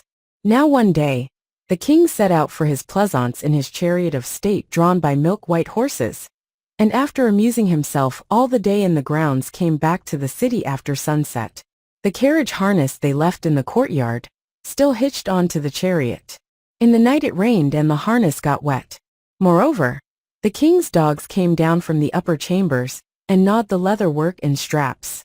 Next day they told the king, saying, Sire, dogs have got in through the mouth of the sewer, and have gnawed the leather work and straps of your majesty's carriage. Enraged at the dogs, the king said, Kill every dog you see. Then began a great slaughter of dogs. And the creatures, finding that they were being slain whenever they were seen, repaired to the cemetery to the Bodhisattva. "What is the meaning," asked he, "of your assembling in such numbers?" They said, "The king is so enraged at the report that the leather work and straps of his carriage have been gnawed by dogs within the royal precincts, that he has ordered all dogs to be killed. Dogs are being destroyed wholesale, and great peril has arisen." Thought the Bodhisattva to himself, "No dogs from without can get into a place so closely watched. It must be the thoroughbred dogs inside the palace who have done it. At present nothing happens to the real culprits, while the guiltless are being put to death. What if I were to discover the culprits to the king, and so save the lives of my kith and kin?" He comforted his kinsfolk by saying, "Have no fear, I will save you. Only wait here till I see the king." Then, guided by the thoughts of love, and calling to mind the 10 perfections, he made his way alone and unattended into the city, commanding thus, "Let no hand be lifted to throw stick or stone at me." Accordingly, when he made his appearance, not a man grew angry at the sight of him. The king meantime, after ordering the dog's destruction, had taken his seat in the hall of justice. And straight to him ran the Bodhisattva, leaping under the king's throne. The king's servants tried to get him out, but his majesty stopped them. Taking heart a little, the Bodhisattva came forth from under the throne, and bowing to the king said, "Is it you who are having the dogs destroyed?" "Yes, it is I." "What is their offense, king of men?" "They have been gnawing the straps and the leather covering my carriage." "Do you know the dogs who actually did the mischief?" "No, I do not." "But your majesty, if you do not know for certain the real culprits, it is not right to order the destruction of every dog that is seen. It was because dogs had gnawed the leather of my carriage that I ordered them all to be killed." "Do your people kill all dogs without exception? Or are there some dogs who are spared?" "Some are spared, the thoroughbred dogs of my own palace." "Sire, just now you were saying that you had ordered the universal slaughter of all dogs wherever found, because dogs had gnawed the leather of your carriage, whereas now, you say that the thoroughbred dogs of your own palace escaped death. Therefore you are following the 4 evil courses of partiality, dislike, ignorance and fear. Such courses are wrong, and not kinglike. For kings in trying cases should be as unbiased as the beam of a balance. But in this instance, since the royal dogs go scot-free, whilst poor dogs are killed, this is not the impartial doom of all dogs alike, but only the slaughter of poor dogs. And moreover the great being, lifting up his sweet voice said, "Sire, it is not justice that you are performing." And he taught the truth to the king in this stanza. "The dogs that in the royal palace grow, the well-bred dogs, so strong and fair of form, not these but only we are doomed to die. Here's no impartial sentence meted out. To all alike, 'tis slaughter of the poor." After listening to the Bodhisattva's words, the king said, "Do you in your wisdom know who it actually was that gnawed the leather of my carriage?" "Yes, sire." "Who was it?" "The thoroughbred dogs that live in your own palace." "How can it be shown that it was they who gnawed the leather?" "I will prove it to you." "Do so, sage. Then send for your dogs, and have a little buttermilk and kusa grass brought in." The king did so. Then said the great being, "Let this grass be mashed up in the buttermilk, and make the dogs drink it." The king did so, with the result that each several dog, as he drank, vomited. And they all brought up bits of leather. "Why, it is like a judgment of a perfect Buddha himself," cried the king overjoyed. And he did homage to the Bodhisattva by offering him the royal umbrella. But the Bodhisattva taught the truth in the 10 stanzas on righteousness in the Te Sakuna Jātaka, beginning with the words, "Walk righteously, great king of princely race." Then having established the king in the 5 commandments, and having exhorted his majesty to be steadfast, the Bodhisattva handed back to the king the white umbrella of kingship. At the close of the great being's words, the king commanded that the lives of all creatures should be safe from harm. He ordered that all dogs from the Bodhisattva downwards should have a constant supply of food such as he himself ate. And abiding by the teachings of the Bodhisattva, he spent his life long in charity and other good deeds, so that when he died he was reborn in the Deva heaven. The dog's teaching endured for 10,000 years. The Bodhisattva also lived to a ripe old age, and then passed away to fare according to his deserts. When the master had ended this lesson, and had said, "Not only now, brethren, does the Buddha do what profits his kindred. In former times also he did the like." He shewed the connection, and identified the birth by saying, "Ananda was the king of those days, the Buddha's followers were the others, and I myself was the dog."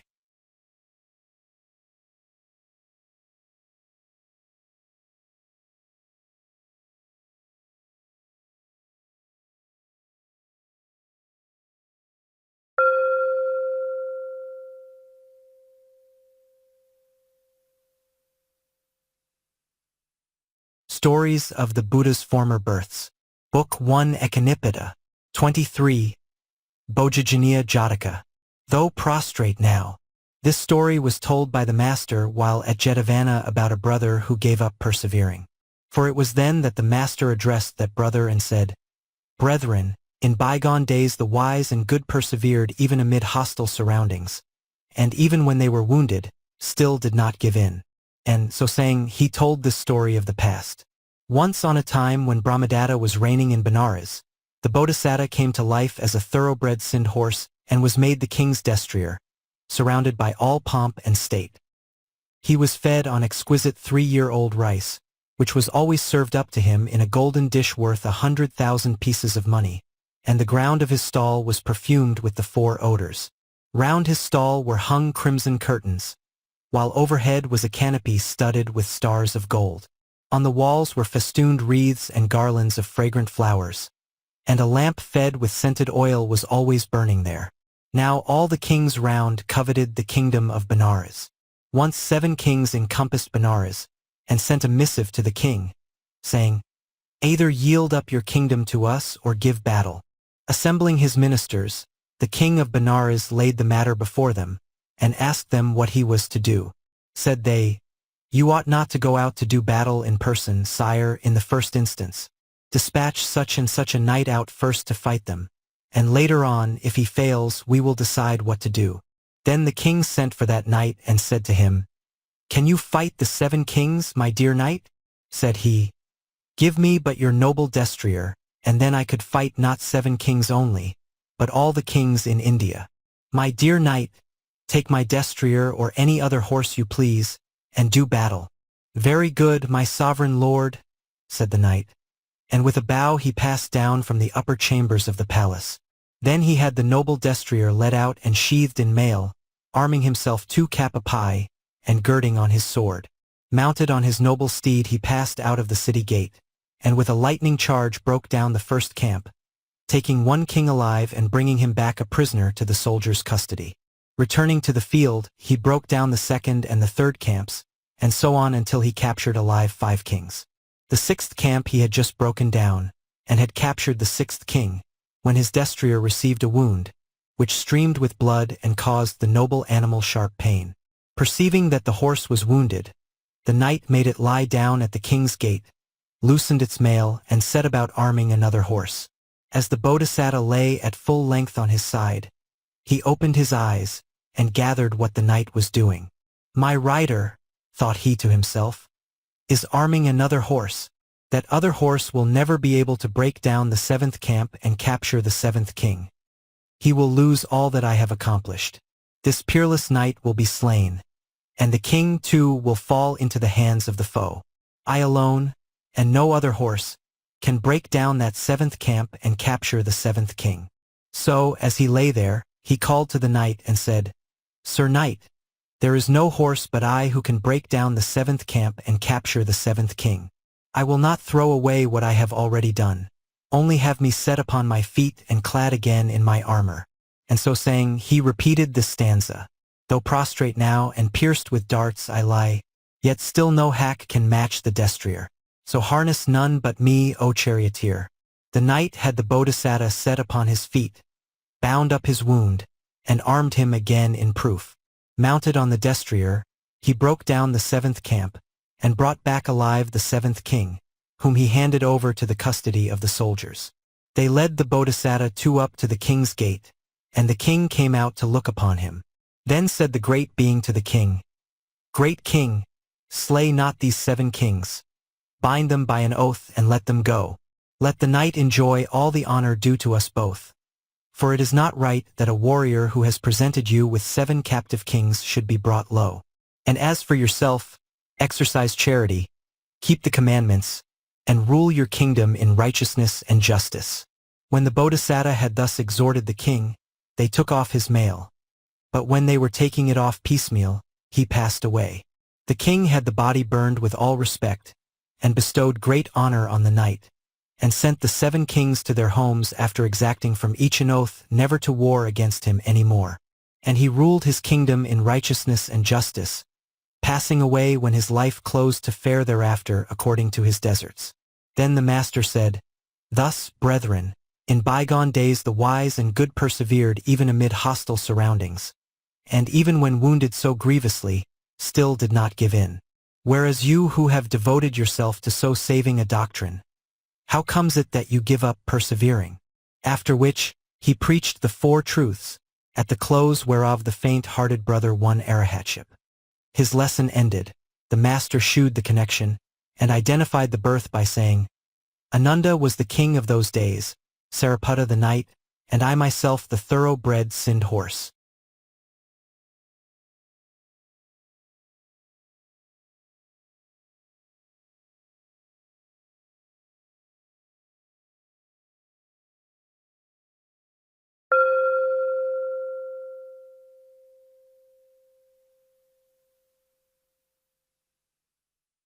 Stories of the Buddha's Former Births. Book 1 Ekanipada. 24. Ajana Jātaka. No matter when or where. This story was told by the master while at Jetavana, about another brother, who gave up persevering. But in this case, he addressed that brother and said, "Brethren, in bygone days the wise and good still persevered even when wounded." And so saying he told this story of the past. Once on a time when Brahmadatta was reigning in Benares, there were 7 kings who encompassed the city, just as in the foregoing story. So a warrior who fought from a chariot harnessed 2 Sind horses, a pair of brothers, and sallying from the city, broke down 6 camps and captured 6 kings. Just at this juncture the elder horse was wounded. On drove the charioteer till he reached the king's gate, where he took the elder brother out of the chariot, and after unfastening the horse's mail as he lay upon one side, set to work to arm another horse. Realizing the warrior's intent, the Bodhisattva had the same thoughts pass through his head as in the foregoing story, and sending for the charioteer, repeated this stanza as he lay. No matter when or where, in weal or woe, the thoroughbred fights on, the hack gives in. The charioteer had the Bodhisattva set on his feet and harnessed. Then he broke down the 7th camp, and took prisoner the 7th king, with whom he drove away to the king's gate, and there took out the noble horse. As he lay upon one side, the Bodhisattva gave the same counsels to the king as in the foregoing story, and then expired. The king had the body burned with all respect, lavished honors on the charioteer, and after ruling his kingdom in righteousness passed away to fare thereafter according to his deeds. His lesson ended, the master preached the truths, at the close whereof that brother won arahatship, and identified the birth by saying, "The elder Ananda was the king, and the perfect Buddha was the horse of those days."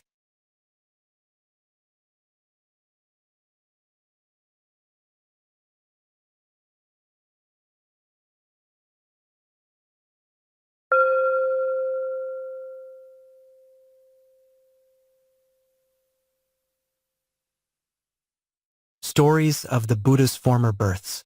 Book 1 Ekanipada. 25. Titha Jātaka. Change thou the spot. This story was told by the master while at Jetavana about an ex-goldsmith who had become a brother and was co-resident with the captain of the faith, Sariputta. Now, it is only a Buddha who has knowledge of the hearts and can read the thoughts of men, and therefore through lack of this power, the captain of the faith had so little knowledge of the heart and thoughts of his co-resident as to prescribe impurity as the theme for meditation. This was no good to that brother. The reason why it was no good to him was that, according to tradition, he had invariably been born, throughout 500 successive births, as a goldsmith, and consequently the cumulative effect of seeing absolutely pure gold for so long a time had made the theme of impurity useless. He spent 4 months without being able to get so much as the first inkling of the idea. Finding himself unable to confer arahatship on his co-resident, the captain of the faith thought to himself, "This must certainly be one whom none but a Buddha can convert. I will take him to the Buddha." So at early dawn he came with the brother to the master. "What can it be, Sariputta?" said the master. "That has brought you here with this brother?" "Sir, I gave him a theme for meditation, and after 4 months he has not attained to so much as the first inkling of the idea. So I brought him to you, thinking that here was one whom none but a Buddha can convert." "What meditation, Sariputta, did you prescribe for him?" "The meditation on impurity, blessed one." "Sariputta, it is not yours to have knowledge of the hearts and to read the thoughts of men. Depart now alone, and in the evening come back to fetch your co-resident." After thus dismissing the elder, the master had that brother clad in a nice undercloth and a robe, kept him constantly at his side when he went into town for alms, and saw that he received choice food of all kinds. Returning to the monastery once more, surrounded by the brethren, the master retired during the daytime to his perfumed chamber, and at evening, as he walked about the monastery with that brother by his side, he made a pond appear and in it a great clump of lotuses out of which grew a great lotus flower. "Sit here, brother," he said, "and gaze at this flower." And, leaving the brother seated thus, he retired to his perfumed chamber. That brother gazed and gazed at that flower. The blessed one made it decay. As the brother looked at it, the flower in its decay faded. The petals fell off, beginning at the rim, till in a little while all were gone. Then the stamens fell away and only the pericarp was left. As he looked, that brother thought within himself, "Even now this lotus flower was lovely and fair. Yet its color is departed, and only the pericarp is left standing. Decay has come upon this beautiful lotus. What may not befall my body? Transitory are all compounded things." And with the thought he won insight. Knowing that the brother's mind had risen to insight, the master, seated as he was in his perfumed chamber, emitted a radiant semblance of himself, and uttered this stanza. "Pluck out self-love, as with the hand you pluck the autumn water lily. Set your heart on naught but this, the perfect path of peace, and that extinction which the Buddha taught." At the close of this stanza that brother won arahatship. At the thought that he would never be born again, never be troubled with existence in any shape hereafter, he burst into a heartfelt utterance beginning with these stanzas. "He who has lived his life, whose thought is ripe, he who, from all defilements purged and free, wears his last body. He whose life is pure, whose subject senses own him sovereign lord. He, like the moon that wins her way at last, from Rahu's jaws has one supreme release. The foulness which enveloped me, which wrought delusion's utter darkness I dispelled, as, tricked with thousand rays, the beaming sun illumines heaven with a flood of light." After this and renewed utterances of joy, he went to the blessed one and saluted him. The elder, too, came and after due salutation to the master, went away with his co-resident. When news of all this spread among the brethren, they gathered together in the hall of truth and there sat praising the virtues of the Lord of wisdom, and saying, "Sirs, through not knowing the hearts and thoughts of men, the elder Sariputta was ignorant of his co-resident's disposition. But the master knew, and in a single day bestowed on him arahatship together with perfected scholarship." "Oh, how great are the marvelous powers of a Buddha!" Entering and taking the seat set ready for him, the master asked, saying, "What is the theme of your discourse here in conclave, brethren?" "Naught else, blessed one, than this, that you alone had knowledge of the heart, and could read the thoughts of the co-resident of the captain of the faith. This is no marvel, brethren, that I, as Buddha, should now know that brother's disposition. Even in bygone days I knew it equally well." And so saying, he told this story of the past. Once on a time Brahmadatta was reigning in Benares. In those days the Bodhisattva used to be the king's director in things temporal and spiritual. At this time folk had washed another horse, a sorry beast, at the bathing place of the king's state charger. And when the groom was for leading the state charger down into the same water, the animal was so affronted that he would not go in. So the groom went off to the king and said, "Please your majesty, your state charger won't take his bath." Then the king sent the Bodhisattva, saying, Do you go, sage, and find out why the animal will not go into the water when they lead him down. Very good, sire, said the Bodhisattva, and went his way to the waterside. Here he examined the horse, and, finding it was not ailing in any way, he tried to divine what the reason could be. At last he came to the conclusion that some other horse must have been washed at that place, and that the charger had taken such umbrage thereat that he would not go into the water. So he asked the grooms what animal they had washed first in the water. Another horse, my lord. An ordinary animal. Ah, it's his self-love that has been offended so deeply that he will not go into the water, said the Bodhisattva to himself. The thing to do is to wash him elsewhere.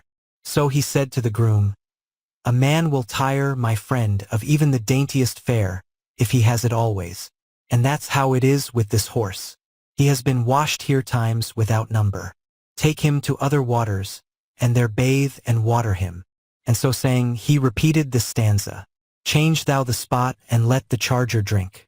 Now here, now there, with constant change of scene. For even milk rice cloys a man at last. After listening to his words, they led the horse off elsewhere, and there watered and bathed him all right. And while they were washing the animal down after watering him, the Bodhisattva went back to the king. Well, said the king, has my horse taken his drink and bath, my friend? He has, sire.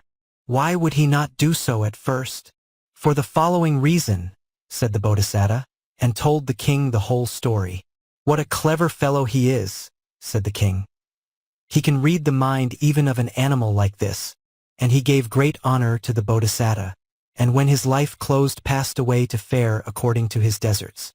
The Bodhisattva also passed away to fare likewise according to his deserts. When the master had ended his lesson and had repeated what he had said as to his knowledge, in the past as well as the present of that brother's disposition, he shewed the connection and identified the birth by saying, this brother was the state charger of those days. Ananda was the king and I myself the wise minister.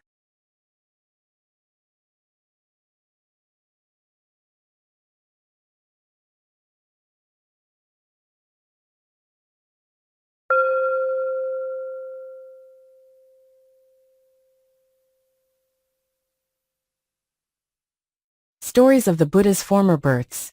Book 1 Ecunipada. 26. Mahalamukha Jātaka. Through hearing first. This story was told by the master while at the bamboo grove, about Devdutta, who, having secured the adherence of Prince Ajatasattu, had attained both gain and honor. Prince Ajatasattu had a monastery built for Devdutta at Gaya, and every day brought to him 500 kettles of perfumed 3-year-old rice, flavored, with all the choicest flavorings. All this gain and honor brought Devdutta a great following, with whom Devdutta lived on, without ever stirring out of his monastery. At that time there were living in Rajagaha 2 friends, of whom one had taken the vows under the master, whilst the other had taken them under Devdutta, and these continued to see one another, either casually, or by visiting the monasteries.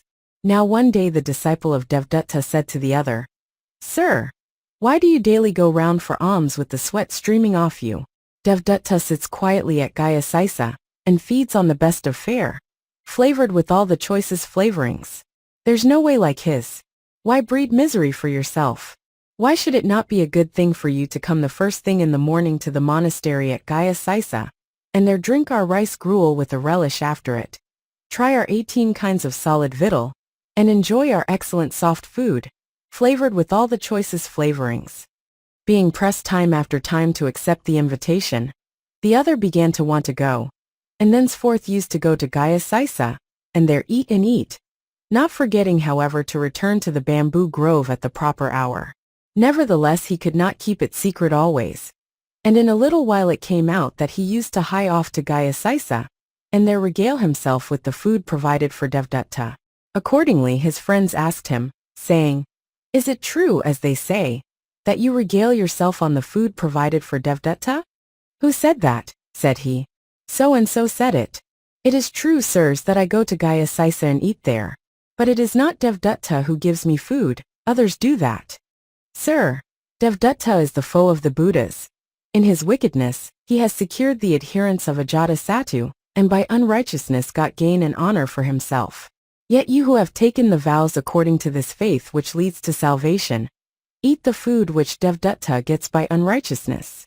Come, let us bring you before the master. And taking with them the brother, they went to the hall of truth. When the master became aware of their presence, he said, Brethren, are you bringing this brother here against his will? Yes, sir. This brother, after taking the vows under you, eats the food which Devdutta gets by unrighteousness. Is it true, as they say, that you eat the food which Devdutta gets by unrighteousness? It was not Devdutta, sir, that gave it me but others. Raise no quibbles here, brother, said the master. Devdutta is a man of bad conduct and bad principle. Oh, how could you, who have taken the vows here, eat Devdutta's food, whilst adhering to my doctrine? But you have always been prone to being led away, and have followed in turn every one you meet. And so saying, he told this story of the past. Once on a time when Brahmadatta was reigning in Benares, he Bodhisatta became his minister. In those days the king had a state elephant, named Damsel Face, who was virtuous and good, and never hurt anybody. Now one day some burglars came close up to the elephant's stall by night, and sat down to discuss their plans in these words. This is the way to tunnel into a house. This is the way to break in through the walls. Before carrying off the plunder, the tunnel or breach in the walls ought to be made as clear and open as a road or a ford. In lifting the goods, you shouldn't stick at murder, for thus there will be none able to resist. A burglar should get rid of all goodness and virtue, and be quite pitiless, a man of cruelty and violence. After having schooled one another in these counsels, the burglars took themselves off. The next day too they came, and many other days besides, and held like converse together, till the elephant came to the conclusion that they came expressly to instruct him, and that he must turn pitiless, cruel, and violent. And such indeed he became. No sooner did his mahout appear in the early morning, than the elephant took the man in his trunk, and dashed him to death on the ground. And in the same way he treated a second, and a third, and every person in turn who came near him. The news was brought to the king that Damsel Face had gone mad, and was killing everybody that he caught sight of. So the king sent the Bodhisatta, saying, Go, sage, and find out what has perverted him.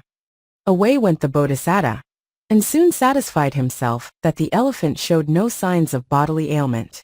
As he thought over the possible causes of the change, he came to the conclusion that the elephant must have heard persons talking near him, and have imagined that they were giving him a lesson, and that this was what had perverted the animal. Accordingly, he asked the elephant keepers whether any persons had been talking together recently near the stall by night. Yes, my lord, was the answer. Some burglars came and talked. Then the Bodhisatta went and told the king, saying, There is nothing wrong, sire, with the elephant bodily. He has been perverted by overhearing some burglars talk. Well, what is to be done now? Order good men, sages and Brahmins, to sit in his stall and to talk of goodness. Do so, my friend, said the king. Then the Bodhisatta set good men, sages and Brahmins in the stall, and bade them talk of goodness. And they, taking their seats hard by the elephant, spoke as follows, Neither maltreat nor kill. The good should be long-suffering, loving and merciful. Hearing this, the elephant thought they must mean this as a lesson for him, and resolved thenceforth to become good. And good he became. Well, my friend, said the king to the Bodhisatta, is he good now? Yes, your majesty, said the Bodhisatta. Thanks to wise and food men, the elephant who was so perverted has become himself again. And so saying, he repeated this stanza. Through hearing first the burglar's wicked talk, Damsel Face ranged abroad to wound and kill. Through hearing later wise men's lofty words, the noble elephant turned good once more. Said the king, he can read the mind even of an animal. And he conferred great honor on the Bodhisatta. After living to a good old age, he with the Bodhisatta passed away to fare according to his deserts. Said the master, in the past too, you followed everyone you met, brother. Hearing burglars talk, you followed what they said. And hearing the wise and good talk, you followed what they said. His lesson ended, he shewed the connection, and identified the birth by saying, The traitorous brother was the Damsel Face of those days. Ananda the king, and I myself the minister.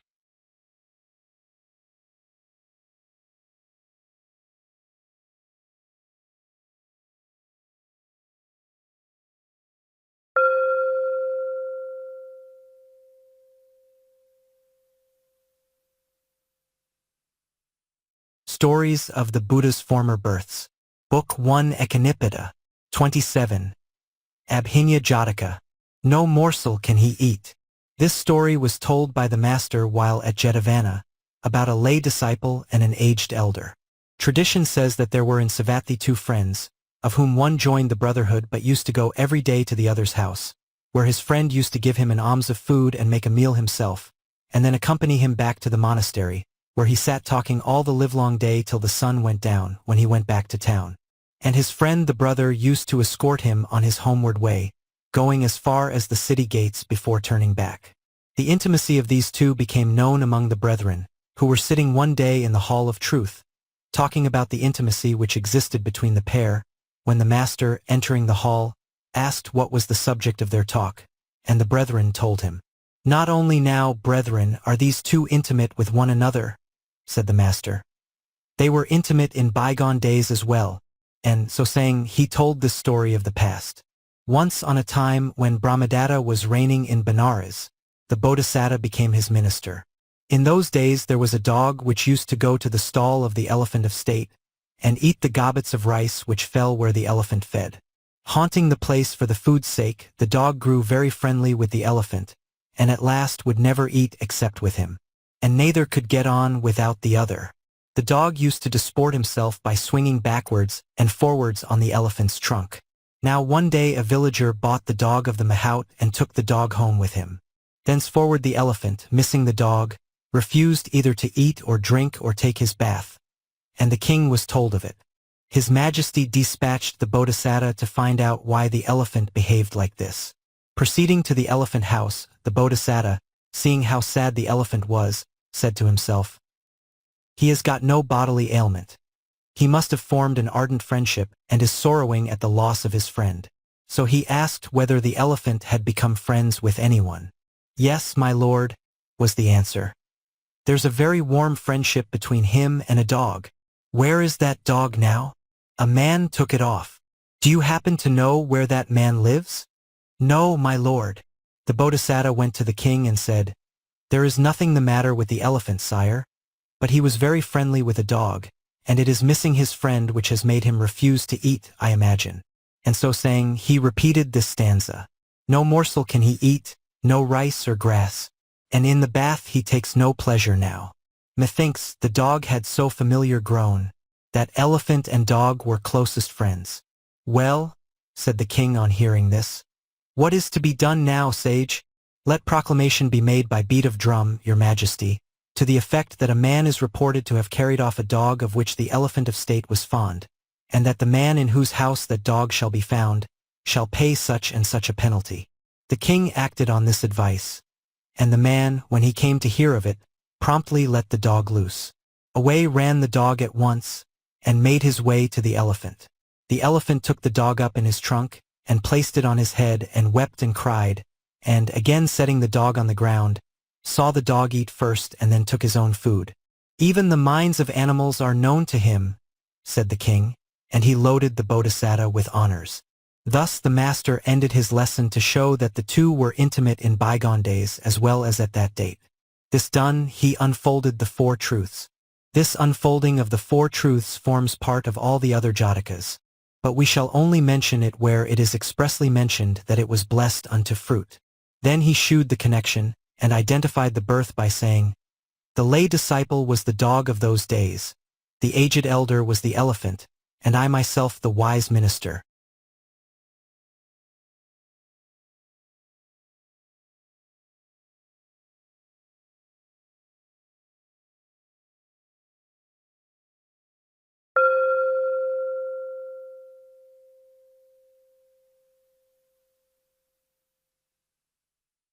Stories of the Buddha's Former Births. Book 1 Ekanipita. 28. Nandavisala Jātaka. Speak only words of kindness. This story was told by the master while at Jetavana, about the bitter words spoken by the Sikhs. For, in those days the Sikhs, when they disagreed with respectable brethren, used to taunt, revile and jeer them, and load them with the 10 kinds of abuse. This the brethren reported to the Blessed One, who sent for the Sikhs and asked whether this charge was true. On their admitting its truth, he rebuked them, saying, Brethren, hard words gall even animals. In bygone days an animal made a man who had used harsh language to him lose 1,000 pieces. And, so saying, he told this story of the past. Once on a time at Takasila in the land of Gandhara there was a king reigning there, and the Bodhisattva came to life as a bull. When he was quite a tiny calf, he was presented by his owners to a Brahmin who came in, they being known to give away presents of oxen to such like holy men. The Brahmin called it Nandi Visala, great joy, and treated it like his own child, feeding the young creature on rice gruel and rice. When the Bodhisattva grew up, he thought thus to himself, I have been brought up by this Brahmin with great pains, and all India cannot show the bull which can draw what I can. How if I were to repay the Brahmin the cost of my nurture by making proof of my strength? Accordingly, one day he said to the Brahmin, Go, Brahmin, to some merchant rich in herds, and wager him 1,000 pieces that your bull can draw 100 loaded carts. The Brahmin went his way to a merchant and got into a discussion with him as to whose oxen in the town were the strong. Oh, so-and-so's or so-and-so's, said the merchant.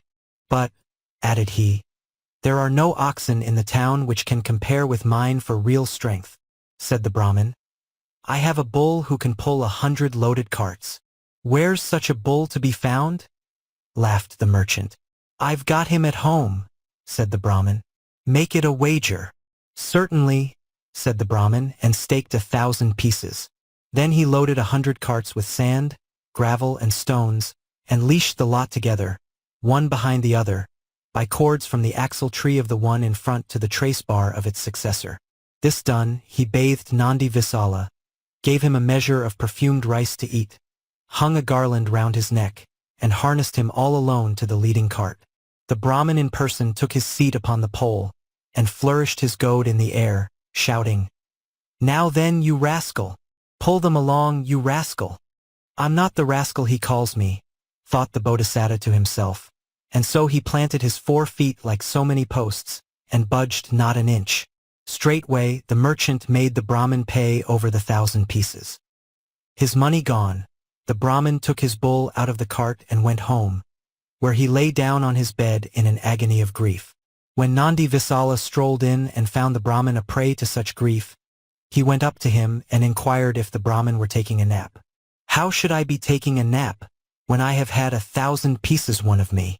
Brahmin, all the time I have lived in your house, have I ever broken a pot, or squeezed up against anybody, or made messes about? Never, my child. Then why did you call me a rascal? 'Tis you who are to blame, not I. Go and bet him 2,000 this time. Only remember not to miscall me rascal again. When he heard this, the Brahmin went off to the merchant, and laid a wager of 2,000. Just as before, he leashed the 100 carts to one another and harnessed Nandi Visala, very spruce and fine, to the leading cart. If you ask how he harnessed him, well, he did it in this way. First he fastened the cross yoke onto the pole. Then he put the bull in on one side and made the other fast by fastening a smooth piece of wood from the cross yoke onto the axle tree so that the yoke was taut and could not skew round either way. Thus a single bull could draw a cart made to be drawn by 2. So now seated on the pole, the Brahmin stroked Nandi Visala on the back and called on him in this style. Now then, my fine fellow, pull them along, my fine fellow. With a single pull the Bodhisattva tugged along the whole string of the 100 carts till the hindermost stood where the foremost had started. The merchant, rich in herds, paid up the 2,000 pieces he had lost to the Brahmin. Other folks, too, gave large sums to the Bodhisattva, and the whole passed into the hands of the Brahmin. Thus did he gain greatly by reason of the Bodhisattva, thus laying down, by way of rebuke to the 6, the rule that hard words please no one. The Master, as Buddha, uttered this stanza.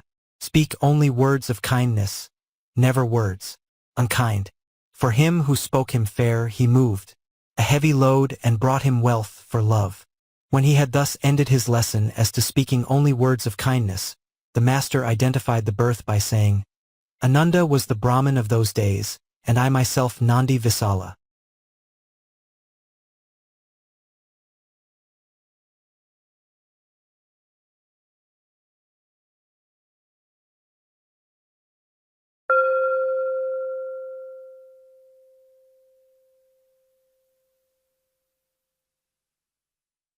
Stories of the Buddha's Former Births.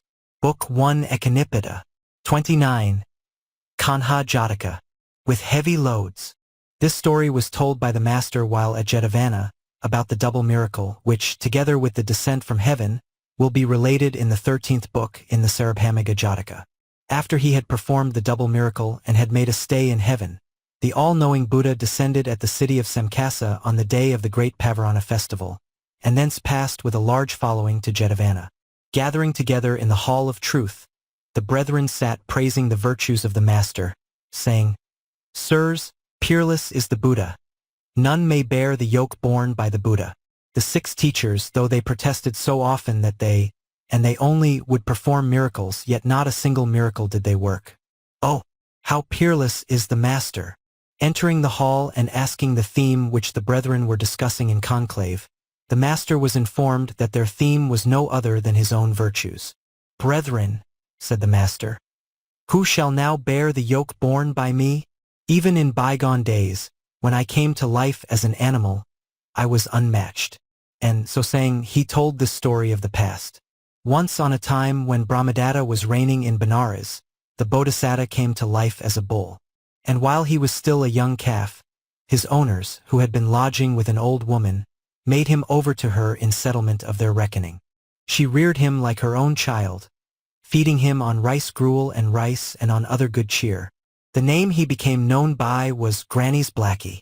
Growing up, he used to range about with the other cattle of the village, and was as black as jet. The village urchins used to catch hold of his horns and ears and dewlaps, and have a ride, or they would hold on to his tail in play and mount on his back. One day he thought to himself, "My mother is very poor. She has painfully reared me, as if I were her own child. What if I were to earn some money to ease her hard lot?" Thenceforth he was always looking out for a job. Now, one day a young merchant at the head of a caravan came with 500 wagons to a ford the bottom of which was so rough that his oxen could not pull the wagons through. And even when he took out the 500 pairs of oxen and yoked the lot together to form one team, they could not get a single cart by itself across the river. Close by that ford the Bodhisattva was about with the other cattle of the village, and the young merchant, being a judge of cattle, ran his eye over the herd to see whether among them there was a thoroughbred bull who could pull the wagons across. When his eye fell on the Bodhisattva, he felt sure he would do, and to find out the Bodhisattva's owner, he said to the herdsman, "Who owns this animal? If I could yoke him on and get my wagons across, I would pay for his services." Said they, "Take him and harness him then. He has got no master hereabouts." But when the young merchant slipped a cord through the Bodhisattva's nose and tried to lead him off, the bull would not budge. For, we are told, the Bodhisattva would not go till his pay was fixed. Understanding his meaning, the merchant said, "Master, if you will pull these 500 wagons across, I will pay you 2 coins per cart, or 1,000 coins in all." It now required no force to get the Bodhisattva to come. Away he went, and the men harnessed him to the carts. The first he dragged over with a single pull, and landed it high and dry, and in like manner he dealt with the whole string of wagons. The young merchant tied round the Bodhisattva's neck a bundle containing 500 coins, or at the rate of only 1 for each cart. Thought the Bodhisattva to himself, "This fellow is not paying we according to contract. I won't let him move on." So he stood across the path of the foremost wagon and blocked the way. And try as they would, they could not get him out of the way. "I suppose he knows I've paid him short," thought the merchant, and he wrapped up 1,000 coins in a bundle, which he tied round the Bodhisattva's neck, saying, "Here's your pay for pulling the wagons across." And away went the Bodhisattva with the 1,000 pieces of money to his mother. "What's that round the neck of Granny's Blackie?" cried the children of the village, running up to him. But the Bodhisattva made at them from afar and made them scamper off, so that he reached his mother all right. Not but what he appeared fagged out, with his eyes bloodshot, from dragging all those 500 wagons over the river. The pious woman, finding 1,000 pieces of money round his neck, cried out, "Where did you get this, my child?" Learning from the herdsman what had happened, she exclaimed, "Have I any wish to live on your earnings, my child? Why did you go through all this fatigue?" So saying, she washed the Bodhisattva with warm water and rubbed him all over with oil. She gave him drink and regaled him with due victuals. And when her life closed, she passed away with the Bodhisattva to fare according to her deserts. When he had ended this lesson to shew that the Buddha was unmatched in the past as then, he shewed the connection by uttering as Buddha this stanza, with heavy loads to carry with bad roads, they harness Blackie, he soon draws the load. After his lesson to shew that only Blackie could draw the load, he shewed the connection, and identified the birth by saying, Upalavana was the old woman of those days, and I myself Granny's Blackie.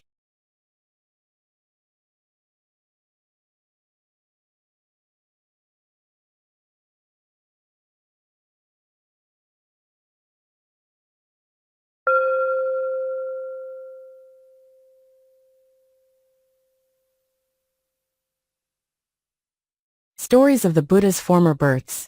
Book 1 Echinipita. 30. Munika Jātaka. Then envy not poor Munika. This story was told by the master while at Jetavana about being seduced by a plump young woman, as will be related in the 13th book, in the Kula Narada Kasapa Jātaka. Then the master asked that brother, saying, Is it true, brother, as they say, that you are passion test? It is true, sir, was the reply.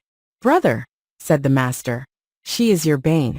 Even in bygone days, you met your end, and were made into a relish for the company on her marriage day. And so saying, he told this story of the past. Once on a time, when Brahmadatta was reigning in Benares, the Bodhisattva came to life as an ox, named Big Red, on the squire's estate in a certain hamlet. And he had a younger brother who was known as Little Red. There were only these two brothers to do all the draft work of the family. Also, the squire had an only daughter, whose hand was asked in marriage for his son by a gentleman of the town. And the parents of the girl, with a view to furnishing dainty fare for the wedding guests, began to fatten up a pig named Munika. Observing this, Little Red said to his brother, All the loads that have to be drawn for this household are drawn by you and me, my brother. But all they give us for our pains is sorry grass and straw to eat.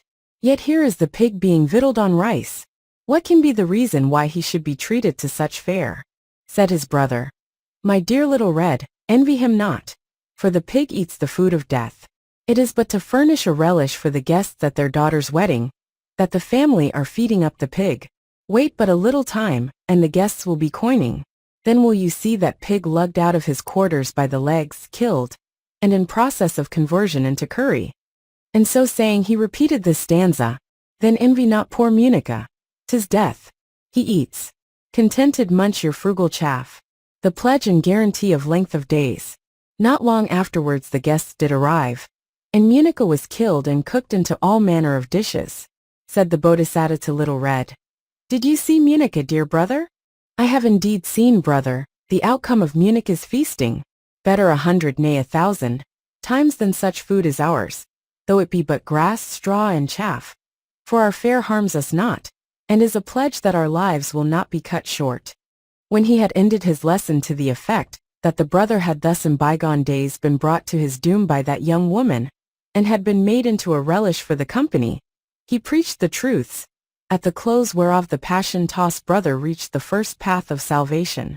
Also the master shewed the connection and identified the birth by saying, The passion-tossed brother was the pig Munika of those days. The young woman is the same in both cases. Ananda was Little Red, and I myself Big Red.